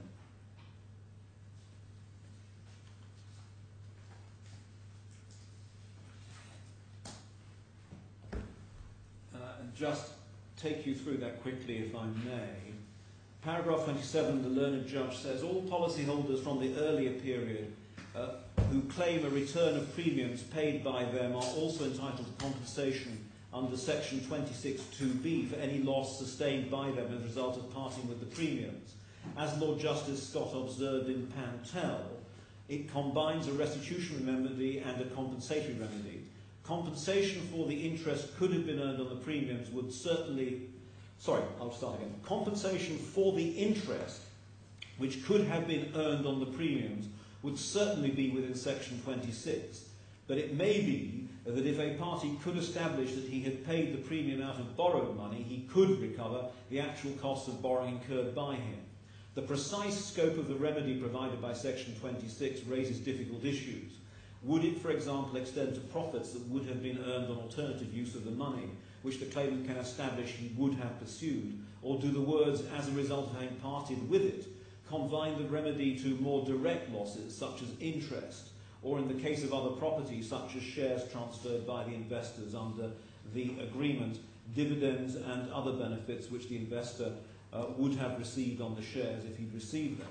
By providing a substantive remedy for the loss of the use of the money, section 26 foreshadows the developments in the common law established by the House of Lords in Sempra Metals. Passing down to 28, this is not a case in which to explore the extent of the remedy under section 26(2)b. The individual sums at stake in this case are small. If the premiums had not been paid to WIC, they would have been paid to other insurers for similar travel policies. At most, the liquidation would be entitled to treat policyholders as entitled to compensation for the loss of interest that would have been earned on the premiums if they had not been paid, and leave it to individual policyholders to establish some greater loss. The question, however, arises as to whether policyholders are entitled even to compensation for loss of interest. In my view, they are not. The claim under section 26 for any loss sustained by the policyholder as a result of having parted with the premium, in my view, there must be a loss in fact sustained by him rather than a notional loss. If, as may be assumed here, the policyholder would have paid the same premium to different insurers at the same time, he has in fact sustained no loss as a result of paying the premium to WIC. The claim for compensation is not an award of interest such as might be awarded under section 35A. My Lord, I read the latter part because it does seem to be meeting the point in relation to the 39.1 million. If that was to be borrowed from another bank in any event, then it would not fall within the remedy that is granted under Article 65, but I'll develop that in a moment if I may. My Lord, the regulatory law addresses, we say, the question posed by Mr. Justice David Richards by the use of the words as a direct result. The compensation we submit is limited to, for example, losses sustained by the loss of the use of the money or property transferred. The learned judge clearly entertained some doubt if a party could establish he paid for the investment out of borrowed money, he could recover the actual cost of borrowing incurred by him, even on the English wording. But we say that point is put beyond doubt by the insertion of the word direct in the DISC legislation, and we submit that by using the word direct, the legislature here intended to exclude claims such as the cost of borrowing the sum invested. We say, for the reasons even the cost of borrowing from your clients. Well, my Lord, that will be a distinction without a difference when you see the way in which I put the case, because rolling forward all the way to the end, I do accept that they are entitled to compensation for the loss of use, and because it's the best figure we have available, we've calculated on the basis of what we charge them. Ultimately, it is a distinction without a difference, at least for the period that we calculate the interest. But, my Lord, if I can work my way through the argument, we will get there. We have set out what we say are the principles to be applied in construing the word direct in the statute, in our skeleton. But if I may just make the submissions quickly. We say that the loss in respect of which compensation is granted, then, it has to be a direct result of the transfer of the money. And so it's ancillary to the recovery of the money that has been paid over. It is not a freestanding right to compensation for having entered into the transaction. Secondly, the loss must be the direct result of paying the money over to the bank. Thirdly, the loss is not the direct loss caused by entering into the transaction. It's more limited. It's limited to the immediate effect of paying the money over. Fourthly, of course, the party must actually prove that loss. And this, we say, is a limited statutory right to restitution of the principal sum and losses directly consequent upon the payment of the principal sum that arises solely on the proof that the relevant agreement was made in breach of the financial services prohibition. It's in addition to all other rights. It is not a right to damages. The relevant party may recover its consequential losses in a claim for damages if it succeeds in such a claim.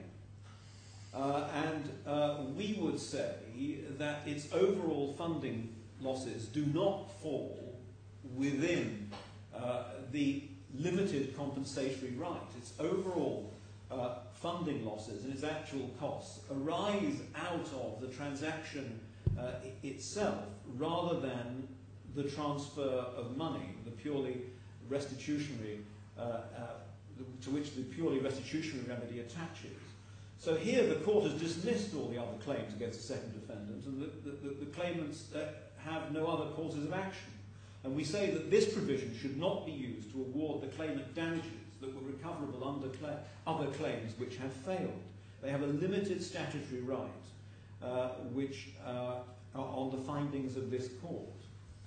Now, the claimants have essentially said in a very all-encompassing way, well, this is a nil transaction case. And my Lord, I'm not going to repeat what was said in my skeleton and indeed in relation to by my learned friend Mr. Brindle as well. But I do need to answer the submissions that were made by my learned friends this Sunday. In their final skeleton, they said at paragraph 5, in short, the court has already found that the counterfactual was that there would have been no Saracen investments, no ABK lending, and no Saracen lending. That is simply wrong. The court has not found that there would be no Saracen lending. What the court has decided is that the notes were not suitable for the claimant's objectives, and that had they understood the nature of the notes, they would not have invested in those notes or in a comparable product. I'm sure I don't need to remind my Lord of his own judgment, but for the transcript, that's in the bundle at bundle A, tab 1, page 119. What is clear is that this court, with respect, clearly understood that the compensation claim was limited to the investments and the associated lending. It probably is worth just looking at what my Lord said there. If you'd be kind enough to take up bundle A, tab 1, and go to my Lord's judgment at page 155.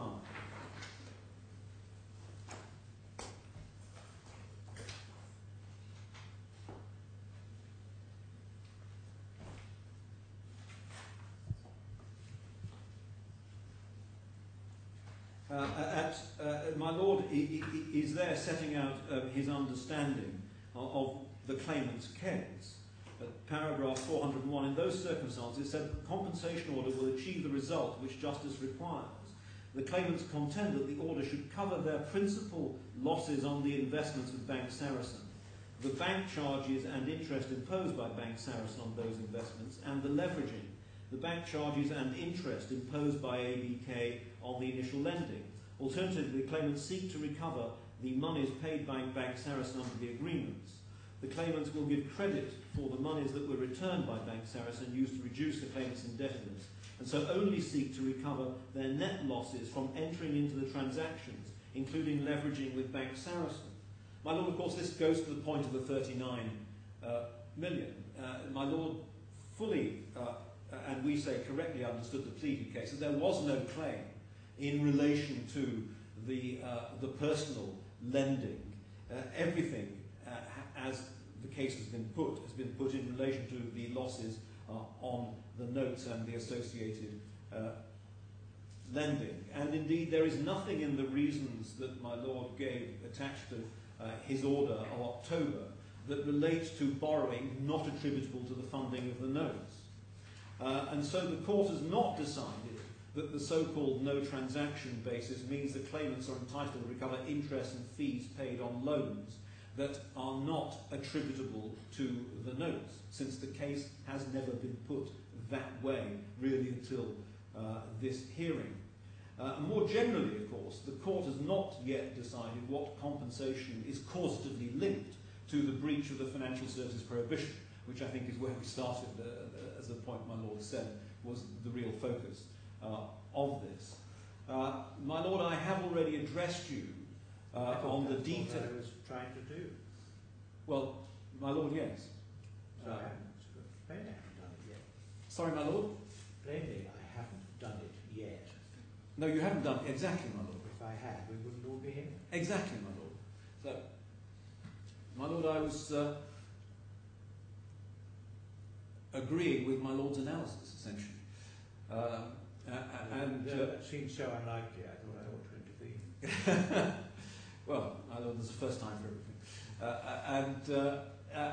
I've addressed my Lord on the 39 million. And we do say, and we do submit, as I said, that 39.1 million is unrelated to the purchase of notes, and that it is only the borrowing in relation to the purchase of the notes that the claimants have ever sought to recover. There is, in our submission, no link between the sale of the notes and the personal loans. The personal loans do not fall within the ambit of Article 65. It's right to say that they did pay interest. I accept that conceptually the interest and fees paid on the loans could fall within the restitutionary provisions of Article 65, but there's no suggestion that the whole transaction be rolled back. And it really does come down to this, that they want to keep the benefit of the loans because they use those loans to purchase assets. Mr. AlKhorafi has been coy in our respectful submission in disclosing what assets he purchased and how he used the money, save where we could prove that they were used for the purchase of trucks or the purchase of Bugatti motor cars. But it's unrelated to the purchase of the loans, and so does not fall within the ambit of Article 65. And indeed, it's the same point, my lords, I pointed out in relation to Whiteley. He would have had to have borrowed the money from somewhere else to have used that money for those purposes. And so, as Mr. Justice David Richards found in the Whiteley case, where they had to pay the premiums to other insurers, it's an analogous point that personal lending should not be recoverable. And so there is therefore no loss. The claimants receive their loans, they use the money, they purchase assets, or they discharge liabilities with those loans. The reality is the personal loans are not related to the transactions in respect of which the statutory right to restitution arises. And indeed, perhaps finally and crucially, no right to restitution or compensation under Article 65 in respect of the personal loans was pleaded, and consequently, there has been no finding on liability in relation to those loans in the liability judgment. And so, my Lord, bringing all that to its conclusion. I won't repeat, in the interest of time, what we said in our skeleton about causation, but if I may bring it all together, Article 65 then is a standalone remedy, part restitutionary, part compensatory. There's a two-stage process: the recovery of the money and then compensation for direct loss as a reason for arising out of, direct loss, I'll say it again, is loss as a direct result of the transfer of the money. And we say that doesn't extend to the cost of borrowing. The cost of borrowing is a consequential loss, not a direct loss. And it's the cost of borrowing was consequent upon the transaction itself not proving sufficiently profitable to amortize, to fund the borrowing on the facts of this case. And so the direct result of the transfer of the money in this case is limited to the loss of the use of the money itself. And so the correct approach, we say, is this. First of all, one identifies a transaction or transactions undertaken in breach of the financial services prohibition. In the present case, we say that immediately excludes the personal loans of 39.1 million made to the claimants, because they were not associated with the breach of the financial services prohibition.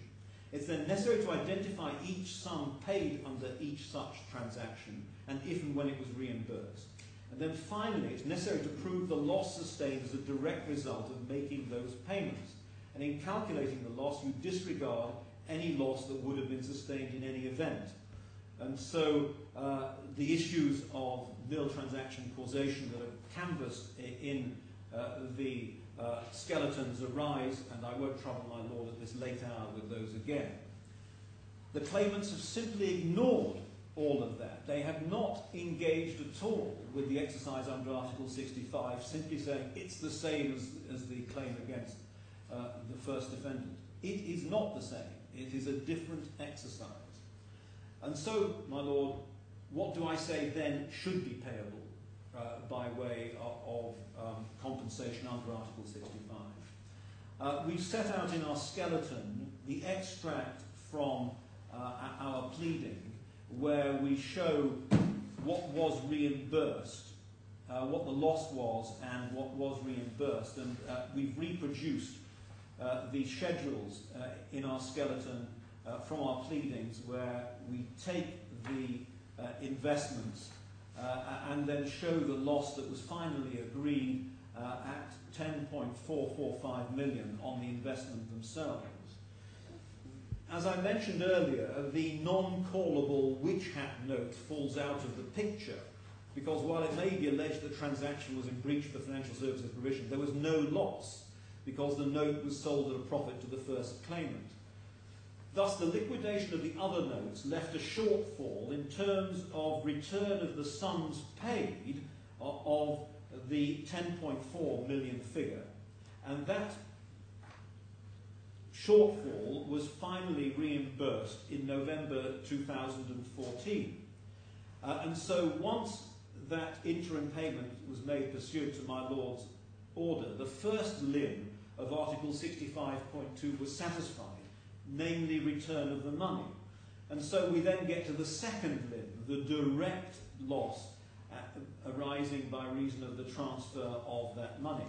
And of course, without prejudice to all of our other points, about the claimants failing to have engaged and proved their loss. If my Lord is against us, then these are the numbers that would attach to that.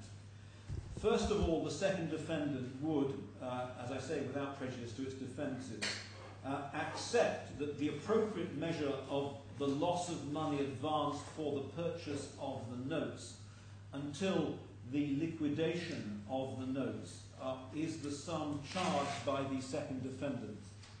And my Lord, that sum is $6,234,181.70.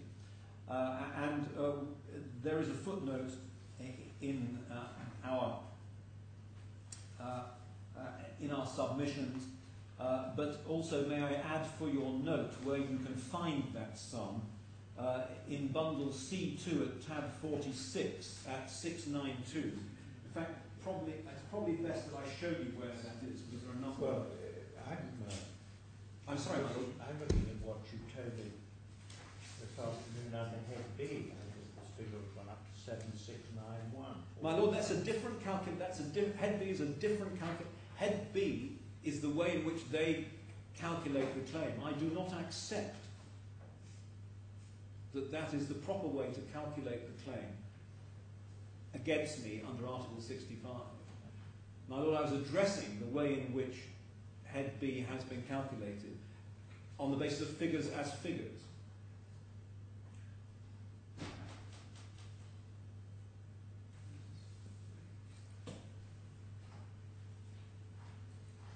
So can I just show you where the 634181 comes from, which is a component of that figure.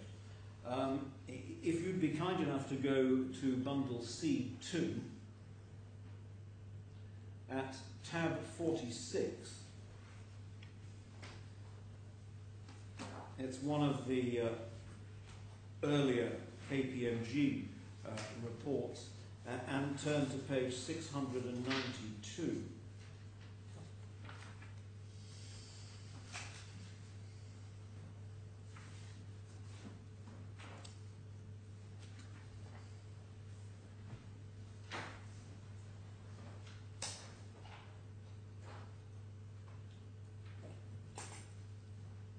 There is a line there that has been extracted for fees incurred on Saracen accounts, adjusted claim by KPMG 6234181. My lord, that's where that figure comes from, and it is what was charged by Bank Saracen for the lending. And we say that that is the appropriate measure of the loss of use of that money. My lord, as to the second head, we calculate the loss of use on the sums advanced by ABK from the date of purchase of notes until their liquidation, based on the sums charged by ABK, and we give the figure at 6643454. I apologise for interrupting. Do I understand from my learned friend that the concession he made earlier, for instance, in relation to the 972,000 and the 32,000, is not being made now for the purposes of this calculation? It's not being made for this calculation. It's a different calculation.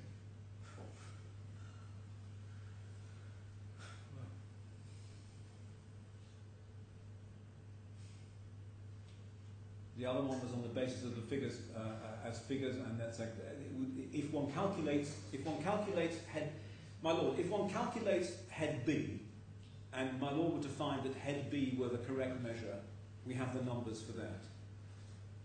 What I'm saying is that if you properly apply Article 65, then you merely award compensation based on the loss of the use of the money, because it is a purely restitutionary remedy in relation to the actual money paid over, and then the compensatory element is the element of the loss of use of that money. And then, my lord, in relation to item 2, I read that out a moment ago. Can I give the reference to where the 6643 comes from? You'll find that at tab, in the same bundle C2, at tab 52, page 912-29.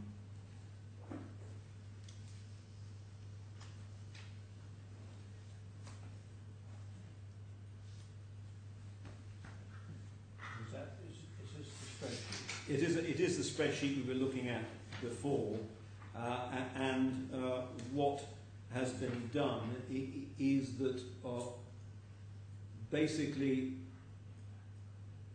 the items have been totaled together there they are the items up to the 11th of October 2008. So all of the interest up to the 11th of October 2008 has been added together, and that's how you get the 6643.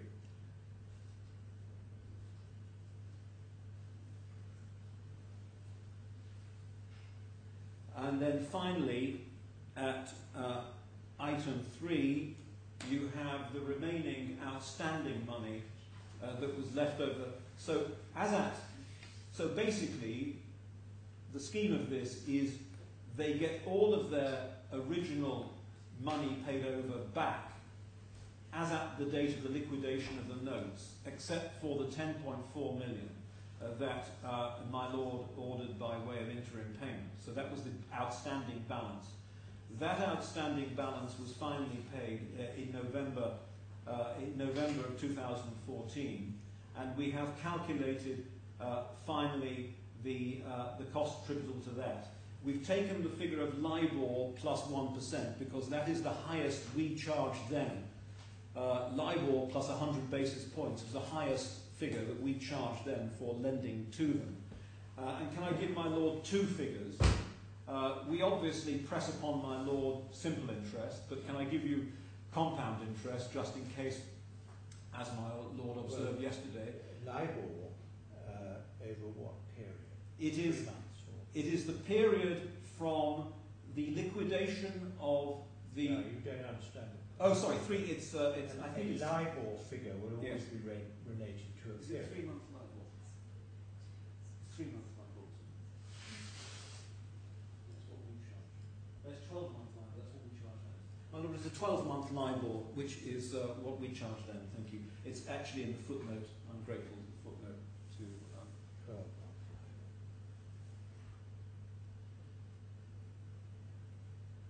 And can I give you both the simple and compound figures? The simple figure is 1,503,164. 1,503,164 164. is simple. Yes, and compound 1,592,572. That's the figure you've got Yes, my Lord. There are a couple of versions of documents that give both amounts. So one was in. So my Lord has both figures to choose. It makes no logical sense at all to apply a 12-month LIBOR rate to a 4-year period on a simple interest basis. Well, my Lord, both figures have been calculated. I think the case in which I sought to explain this, and in which I think House of Lords may agree, is temperamental, which is the case referred to Yes. in one of these. My Lord, yes. Unless I can help my Well, Lord. it's simply that if you tried to borrow for 4 years, and you probably couldn't get a LIBOR rate for 4 years, but if you did try to borrow for 4 years, the rate would be higher than if you were only going to borrow for 1 year. Yes. Yes, because of the uncertainty. But my Lord, anyway, those are my submissions, unless I can help you further. Okay. My Lord, sorry, You're going to give me at some stage, I hope, the figures that I can put into these are the them. draft statement on quantity. Sorry, my Lord, I think I've actually been given a typed up document with them in, so my Lord, may I just take instructions? Yes.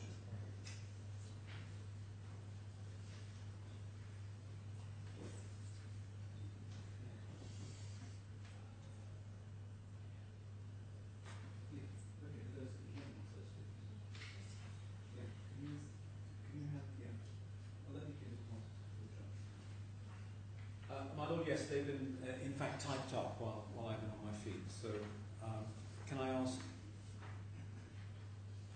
this one be given to my lord.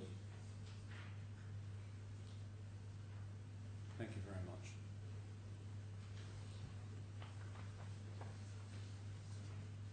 Now you make these concessions in relation to head B losses. I think in fairness to Mr. Hills, he needs to know whether Mr. Brindle makes the same concession. You do, they bind on both of us. Yes, I do. Yes. Yes, I do. I speak for both of us then. I do, because I don't have the Article 36 point. So. you didn't have the article. It's the 65. 65, that's it, so 65. Yes, my lord. I Yes. don't have the Article 65. No, I fully understand that. Yeah. This is just simply there are two concessions, a 972-227 and a 32-449. Yes, my lord. I'm permitted to speak for both defendants. Speak for both. Yes. Then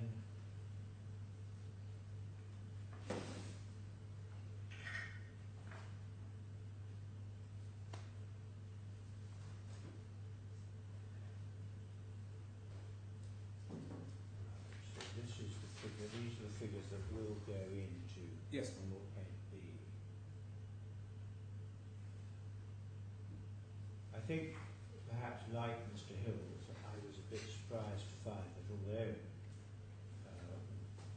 I read under paragraph 7 the defendant's quantification of this head loss is, and it now becomes 7691405,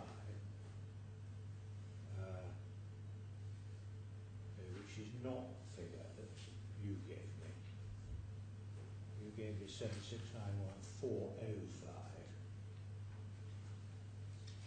That's a change. Is that because you're... It's probably because my arithmetic is very bad. Well, you did it on your feet, I think. Yes. But anyway, I can cross out 7691405.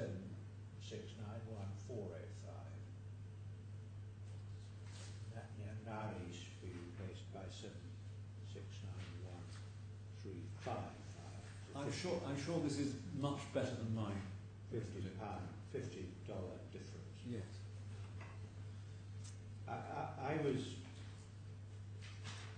a little taken aback, as I think Mr. Hill was, when I heard you say that although paragraph 7 says that your quantification of the head B loss is $7,691,000, actually when you get to the end, it's not. Well, it's because it's not the head B loss, because I don't accept that the head B loss applies to the second defendant when you analyse out what is recoverable under Article 65.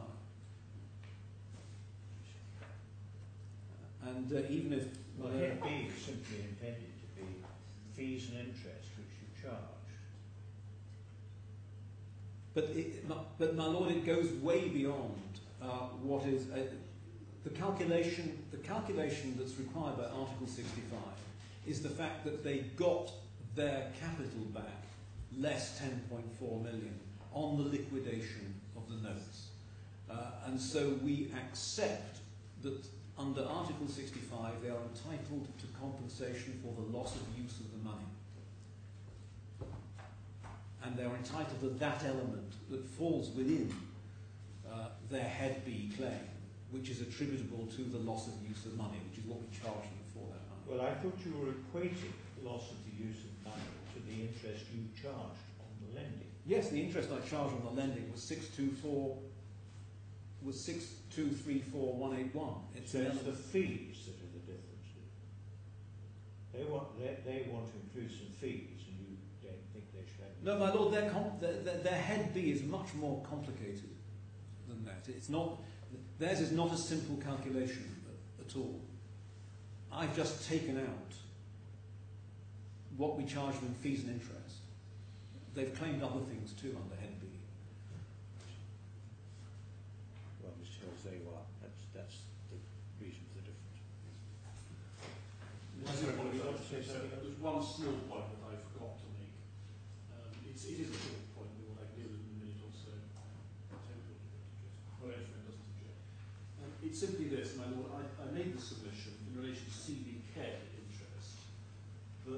the taking out of the CBK loan was effectively called, I've already made this point, by effectively a decision by the first and the second claimants to keep their assets and take out a loan which didn't involve their assets being sold. I've already made that point. The point I meant to make and failed to is that if that's wrong, if I'm wrong in that, there is a real danger of overcompensation.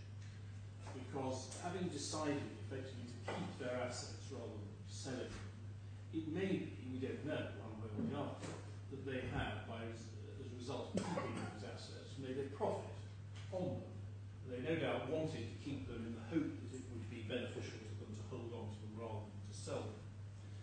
And the point is simply this indicates and illustrates the point that I did make, that effectively what they did at the CBK loan stage was to make an independent decision to keep their assets but take out a loan rather than to sell their assets. And that the success or otherwise of that independent decision is something which should not be reflected in damages against my client. It's simply that point.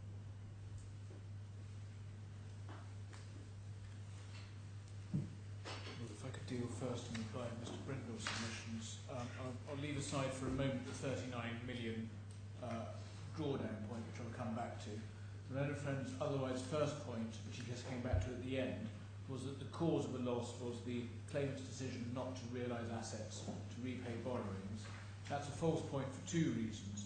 First, because these losses, of course, still need to be funded, and if not funded by borrowing, which we're claiming for, the costs of funding the repayments would still need to be accounted for. The second reason is that it was clear on the evidence from Mr. AlKhorafi that it was has never been as simple as just paying off these monies.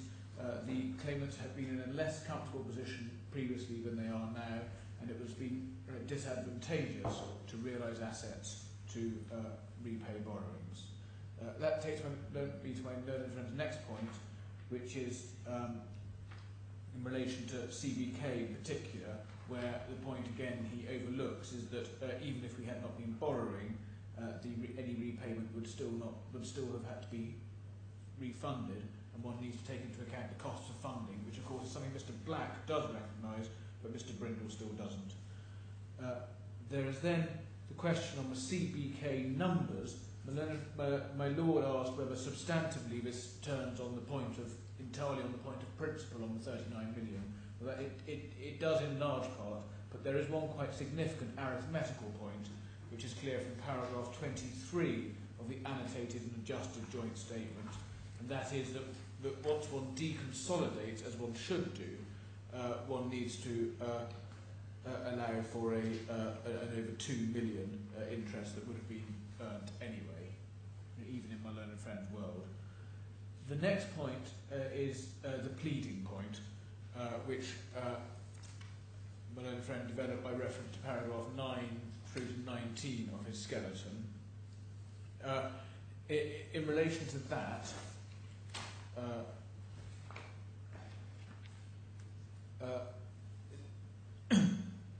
I have been surprised at this hearing to see it coming up, because we went completely around this boy in October. My Lord will recall that exactly this point was run in relation to all of our claims, and it was suggested the correct amount, at least at one stage, the correct amount of damages recoverable was nil. That was then abandoned, and we say it's possibly abusive to hear these points all over again. My Lord has determined we are entitled to compensation in relation to this category of losses subject to quantification, and that is what is also provided for at paragraphs 428 and 431 of the judgment. My learned friends ran this pleading argument and didn't get anywhere with it in October, and you can see the point just from my Lord's note at, for example, their skeleton argument at B1, tab 18, page 242, para 13. And this court went on to give directions for quantification of evidence in relation to these heads, as you can see at paragraphs 3b and 5b of the order at tab A6. That provides that the defendants are liable to pay us, and the amount of the liability is the thing that's currently being quantified, and that's liability in respect of further amounts in respect of fees and interest to Bank Saracen and losses arising out of the claimant relationship of ABK. So that has already been determined, and it's not open to either of my learned friends to raise that pleading point all over again. just in relation to Mr. Black's submissions in relation to what happened at trial, the actual sequence of events was at the beginning of trial, we were told by Mr. Black that we would have a response to the Griffin's report and the Griffin's numbers, and throughout the trial, the defendant actually dragged their feet, despite repeated chasing from us for a response, which we finally got orally at the end of trial. And then what happened is when we received their written closing argument, they sprang on us the suggestion that it was now far too late to deal with it all, and that it was we were out, and that it was unpleaded and so on. So I made submissions complaining about all of that in the oral closing, and just for my Lord's reference, that's at bundle F5, tab 89, page 3249 to 3250.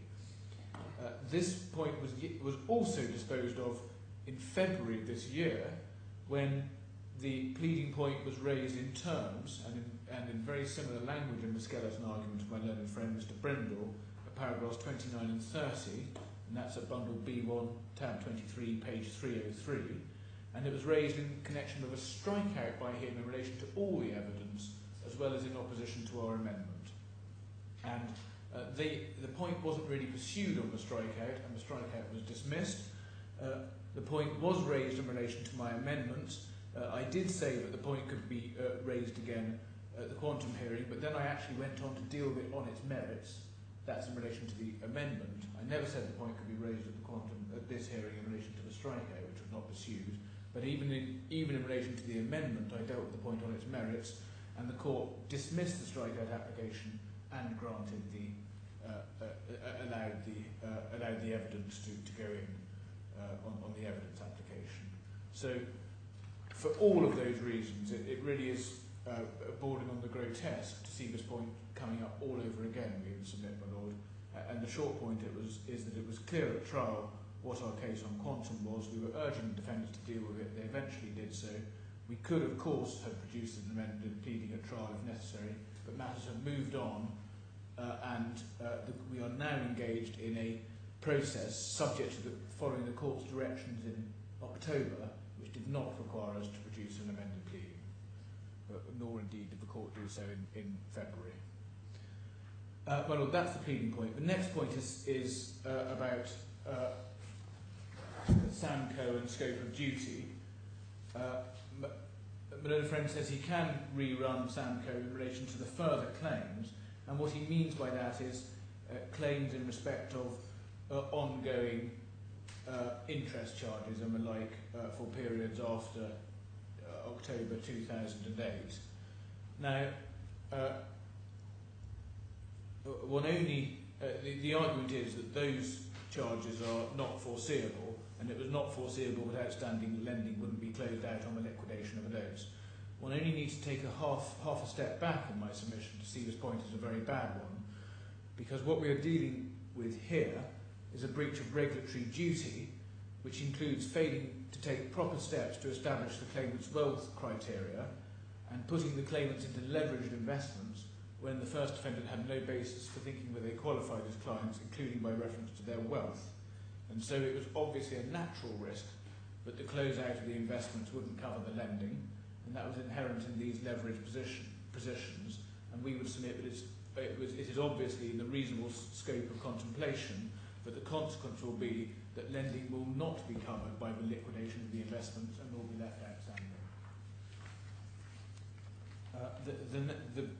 That point also answers the same point when it was raised again by my learned friend in the guise of causation and mitigation. And I think my learned friend Mr. Brindle fairly accepted that those are all different ways of looking at the same point. The bottom line as regards causation and mitigation is also that these losses had to be funded, and even if they had been closed out, we would be running a claim for the cost of doing so under the IFC under this claim. And I've made the point about not being as easy as all that as simply closing out the positions given the claimant's asset position and their illiquid assets. My Lord, the next point from a learned friend was on the point point my Lord is wrestling with in terms of the test for causation, but for, and similar. And what we are saying is that in this case there is very obviously a but-for connection, but much more than that. We also say the position goes significantly further. It wasn't just that Saracen happened to be the bank we were in contact with and therefore we borrowed the money. These loans were inherently related to the investments. They were an advance of profits and were said to be. One can't possibly say they would have happened anyway, and that was certainly not Mr. AlKhorafi's evidence, it was to the contrary.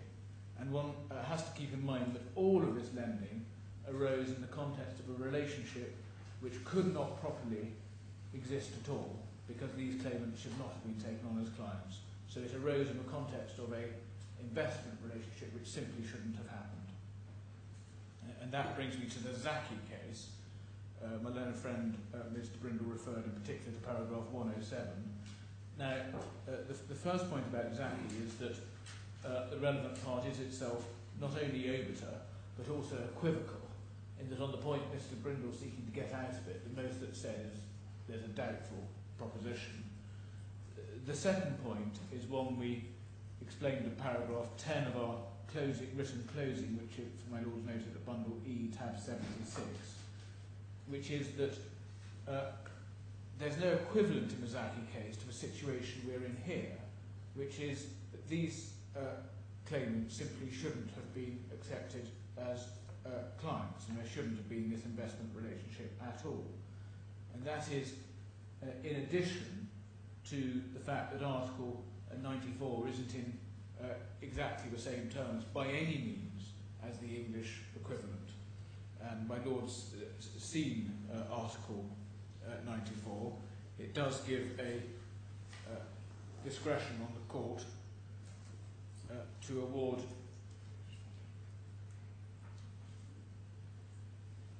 compensation in relation to loss and damage as a result of such conduct, or any further order as the court sees fit. And it is in wider terms, I would submit, as the English equivalent in any event. My learned friend Mr. Brindle did run Zaki already in relation to his main Samco case, and the court has decided that against him. And the same reasoning applies in relation to his attempt to rerun Zaki in this context.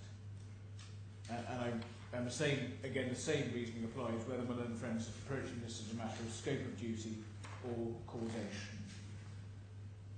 We then had my learned friend Mr. Brindle's points on the blown up schedule. In relation to C3, we can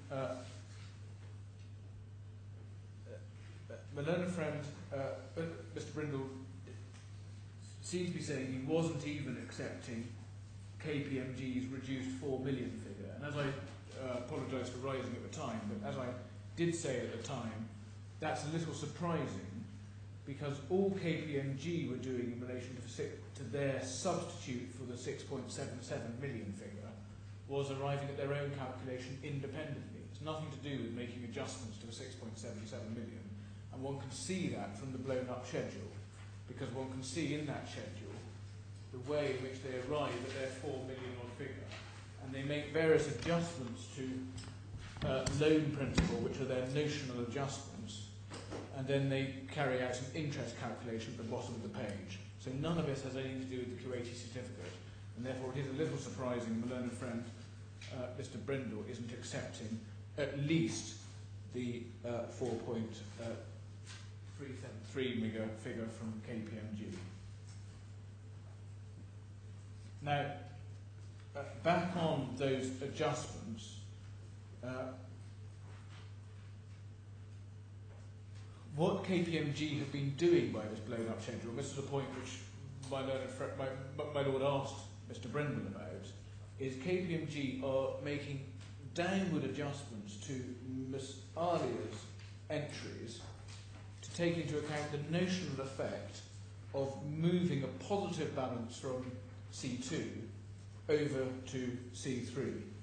Now, there's no there's no basis for doing that. So not only does none of this arise because we're not in their world on the methodology, but even if we were, there would never be an appropriate basis for moving C2 positive amounts towards C3. And so... But it depends on moving two amounts, I think. There wouldn't be a positive amount in Mrs. Hamad's statement if her husband hadn't transferred, if her son hadn't transferred some to her. My Lord, yes. So you've got a two-stage process. Notionally, Mr. AlKhorafi transfers money to his mother, and then notionally she transfers the money to Mrs. Rifai. Well, yes, and I don't accept the way the assumptions. Yes, and those assumptions, there's no basis for those at all. They're wrong assumptions, and I don't accept that any of the evidential references my learned friend was able to show, my Lord, shed any light, especially not on the moving of C2 to C3. I must admit I wasn't focusing on, at the time, on whether they shed any light on moving C1 to C2, but they certainly don't shed any light on moving C2 to C3, which is what my learned friend needs to establish to make it a tack effectively on the 6.7 million figure that we're dealing with. Well, the two go together, because if you didn't have a transfer from Mr. AlKhorafi to his mother, there wouldn't be a positive balance to transfer from her to the daughter. My Lord, that's right. That's right. So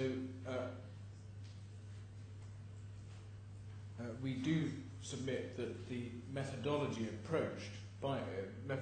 adopted by the claimants is a bad one, and that's led to them making an incorrect deduction to Miss Alia, but also that impacts on the CBK figure as well.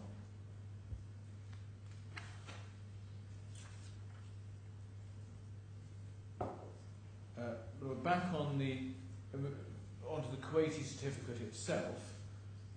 My learned friend continues to complain about the lack of account statements, but the bottom line is we made clear we just don't have them.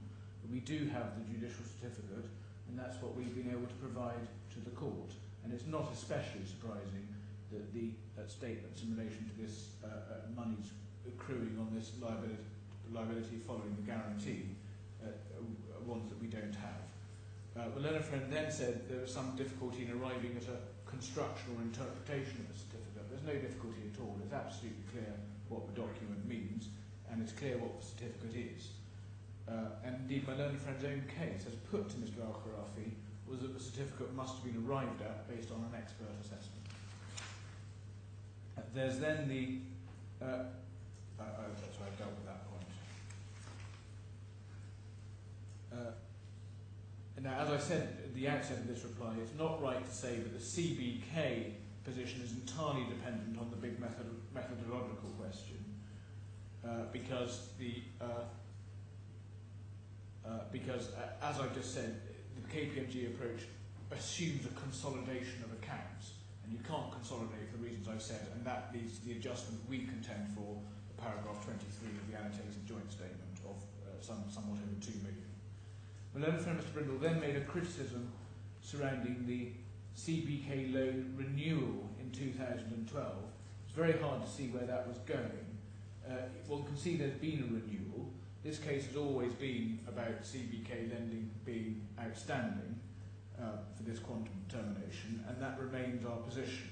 And it doesn't matter that there was a renewal along the way for the purposes of our case. The next issue dealt with was interest. And there was a debate between my lord and my learned friend about what one does in a case where interest is ongoing.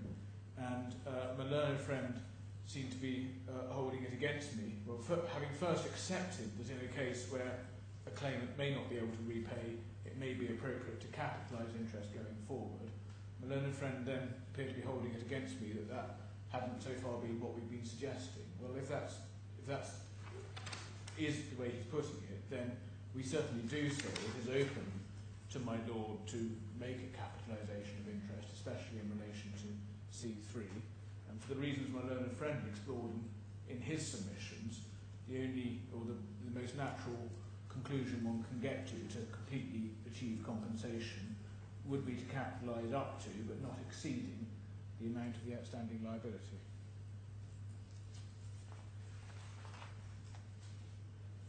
So we would propose that we say that the court is obviously entitled to, and my learned friend accepts the basis for doing that. He obviously doesn't accept that C3 is in that financial position, but in my submission, that follows from my Lord's judgment. The next is the question of multiple damages, as developed by my learned friend Mr. Brindle. Just one point on that. When referring to Article 94.2, in my original remarks, I didn't specifically draw attention to the words or any other order the court sees fit within Article 94 subpara 2, which is yet another indicator that one can that multiple damages is available under Article 40 of the other law. And I also didn't draw my Lord's attention, and probably should have done, to subsection 3 of Article 94, which provides that without prejudice to other remedies. I think, or at least I think it was. Yes. And then my learned friend then dealt with the law of damages, and I did find it hard to follow his suggestion that Article 34 deals with remedies under the law of damages, and that Article 35 is somehow dealing with something else, because Article 35 itself provides at the end of the article for remedies under Article 35 in addition to other remedies, and there was, having heard of the learned friend Mr. Brindle's argument, he put forward no rational basis for construing Article 40 so as to exclude a situation where a person is liable to pay damages under either Article 35 or indeed any other article of any other DIFC law which entitles damages. Then we moved on to multiple damages on the facts, and my Lord gave an indication that he didn't regard conduct of litigation as a particular factor, and I do understand that point. I would just say, or submit, that it may be relevant to the question of how long-standing misconduct is, and whether there's been a remedy of the misconduct, which might be factors in the court's consideration. And as I submitted last time around, the conduct of this litigation shows it's very long-standing misconduct and not remedied, and indeed quite the contrary. So it has, in my submission, some bearing, but I do appreciate my Lord's focus on the original conduct. There's then the question of whether exemplary damages are relevant, and my learned friend's submission was that the court needs some sort of factors to grab hold of. In my submission, one doesn't need some further list of factors beyond the law itself, but insofar as one did want to draw on other factors relied on other jurisdictions elsewhere, the obvious place to look at would be the US, and indeed the patent case I referred to, rather than guidance from what is obviously a very different jurisdiction in the English exemplary damages context. There were then Mr. Black's submissions, and moving first to the numbers, moving first to the point of principle, and on the big question of the 39 million, my learned friend rightly drew my Lord's attention to the fact that Article 65 is worded differently from Article 94, and the question that one is considering is whether this is compensation reflecting loss sustained as a direct result of payments and within the meaning of that section. We say that all of the claims we are pursuing before my Lord are a direct result of the payments. They result directly from the investments, and the investments themselves involve payments. What my learned friend was really trying to suggest was that our losses that we're now claiming for are consequential losses. And he, in fact, said that. And these are not consequential losses. These are directly resulting losses. And my learned friend, Mr. Black, then went to two English cases.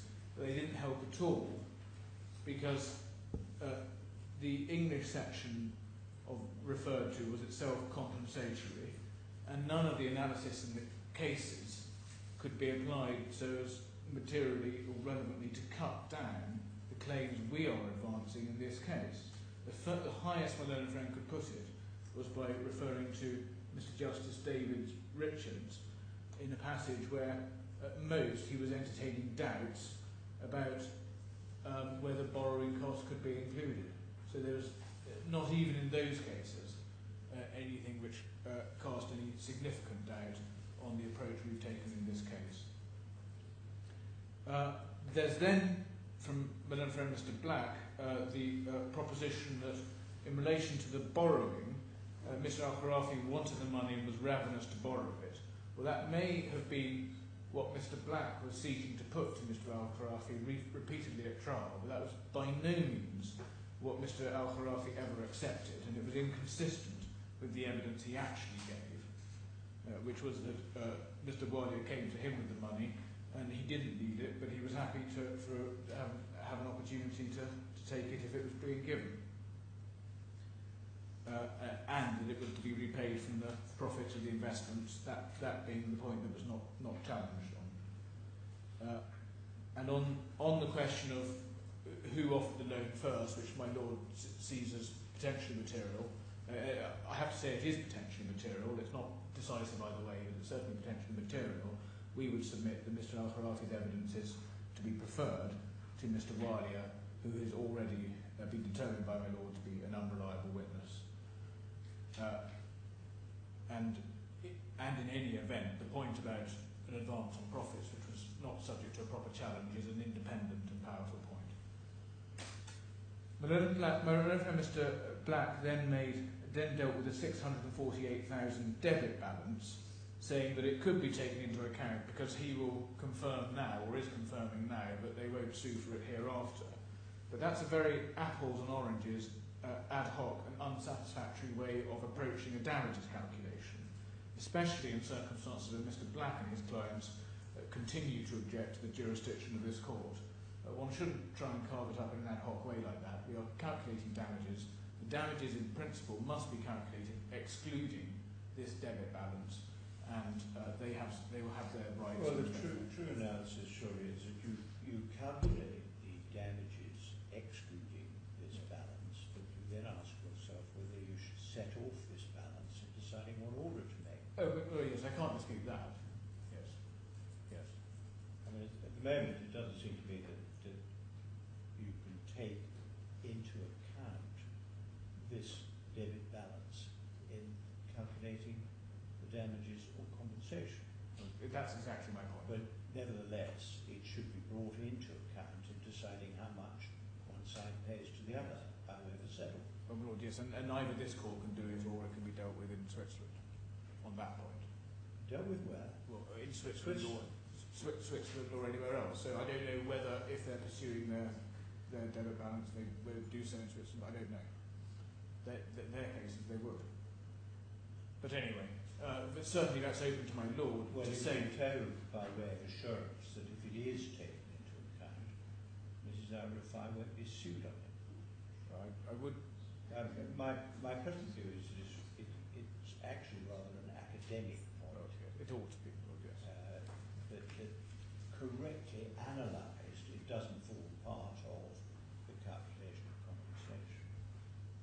That it obviously should be swept up in deciding how much the bank pays to you. Well, I quite understand. That may produce a slightly different result in relation to the first claimant and the second claimant. But you can't get double recovery. No, it certainly can't. No, and they're not trying to. But Lord, can I then move on to my own friend dealt with the 179,000 deduction by going to the bank statements. Now, I have to say I can't take that further. He did refer to entries on the bank statement. Griffins aren't here. I can't say those entries are not, that he's got it wrong, as it were. I'm just not in a position to advance matters further than the Griffin's statement goes. Well, at the moment it looks to me as if they didn't Yes. identify those entries. Yes. We now have had them identified. That's what it looks like to me too, but I'm not. I just can't take it further. I can't verify either way. But that's certainly the way my learned friend. It looks like my learned friend has made some good points on that. What he then, my learned friend then made. Conceding it. You're not conceding it. I can't. No, I'm not in a position. I'm not conceding because I'm not in a position. I just can't get to the bottom of it. But I'm certainly not making further submissions to contrary effect. My learned friend then concedes the 32, at least at the first half of his submissions he conceded it. It is odd, having conceded that concession isn't a proper concession even in relation to the last part of his submissions. Because this 32,000 was an early repayment penalty in relation to borrowing on these investments. So one does wonder in what world it can be right for Mr. Black's damages calculation not to concede that for his damages calculation. It's a very, very narrow and, in my submission, perversely narrow view of what Article 65 is providing for if it does not provide for recovery of an early repayment penalty on borrowing on this investment. Well, I've got it noted down as that now you see it, now you gain a point. Well, yes, I was a little surprised. There's then the 1.148 million figure, where the 972,000 is conceded. There's the next part of that figure is that he says that 165,000 is interest on a profitable transaction. Now we've given credit for the profit on that transaction, so there's nothing inconsistent with our approach on that. We say the transaction as a whole was part of the impugned investments and connected with it. We are not taking free profits because we've given credit for that in our calculation. And Malone Junior has the references. This is the witch hat. This is the witch hat, yes. Yes. Yes. The references are C1 41 422, that's the Griffin's table of paragraph 4.3, which contains what's called head A and head B, and then there's a breakdown at C1 42 605, which gives a breakdown of heads A and B and shows the witch hat profits being included. So we're not doing anything inconsistent or unfair.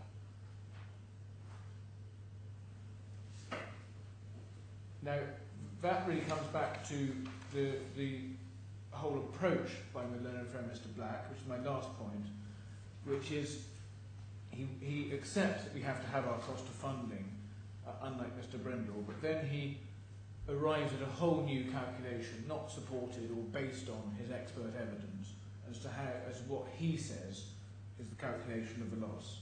And my submission, in short, is that having listened to Mr. Black, the irresistible conclusion is that on analysis it should be the same damages as I'm going to arrive at with my own friend Mr. Brindle.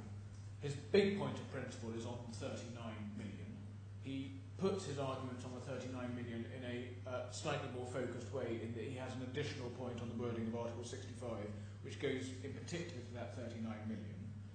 But wherever we say we're still right on the 39 million, even on the Article 65 point, but even if we were wrong on that, all the adjustments we make to their adjustments for the 39 million are still equally legitimate on Mr. Black's approach as they are on Mr. Brindle's. So you really ought to end up in the same place. And the 32,000 early repayment penalty is a stark example of exactly why that is so. So we say the court doesn't need to get overly exercised by the slightly alarming prospect of Mr. Black coming up with a whole new calculation, because if you actually analyse this matter of principle, it all amounts to the same thing. Lord, unless I can be of further assistance. Thank you. The only other thing that perhaps your Lordship needs to be updated about is where we got to with the amended joint statement and the claimant by claimant split. Well, we haven't got to the bottom of that yet, I'm afraid. Well, I've had Mr. Black's input in relation to Head B, You have. but I haven't had any input from you No, on Head C and D. that's right. Am I likely to? Yes, the position is you're certainly worth it, but we haven't been able to do it yet. And I would ask your Lordship for time for us to be. We will certainly agree a joint statement that takes into account claimant by claimant calculations in relation to all matters. But the document that was put before your Lordship this morning, not complaining about it, is actually quite complicated. And certainly we feel we need to discuss it with KPMG and get a clear answer, but so we don't mislead the court. Well, it would be helpful And I'm sure it would. to have a claimant by claimant, because I'm going to have to end up with a claimant by Absolutely. claimant answer. Indeed, we fully accept that. We're just asking your Lordship for a bit of time. Communications with KPMG sometimes take a while. Could we have until 4 o'clock on Thursday? Yes, Thank you. I can understand the point that you just made. Thank you. Now, do you have a date for the hearing of this appeal yet? No, Lord, we have been offered possible dates in either May or September. May is not going to be possible for me, so I doubt whether that's going to be all my learned friend. But I gather that's the first date the court has set, but I think that's unlikely for council availability reasons. I mean, I ask that September because is not presumably, whatever I decide on this quantum determination, one side or other will want to appeal that, and it would be sensible if that's going to happen if the Court of Appeal only had one bite at it and not two. Well, I may be pushing too far, but I really think a May hearing is a non-possibility, quite honestly. I don't know if anybody wants to take us, say otherwise. In which case the court has told us it's not May, it will be September if it isn't May. And I see maybe associated with Be September. Well, thank you. nodding her head. I've got it right as far as the court's concerned. That's helpful. That gives me some idea. Yes. I mean, I can't see why we should do it in September, and I personally rather hope that seems suitable. I think the learned friend is hopeful that that will suit him as well, all of us. the sooner I get rid of this judgment with all these figures in it, the better. There are other things that in my life, as well as AlKhorafi, that I sometimes wonder.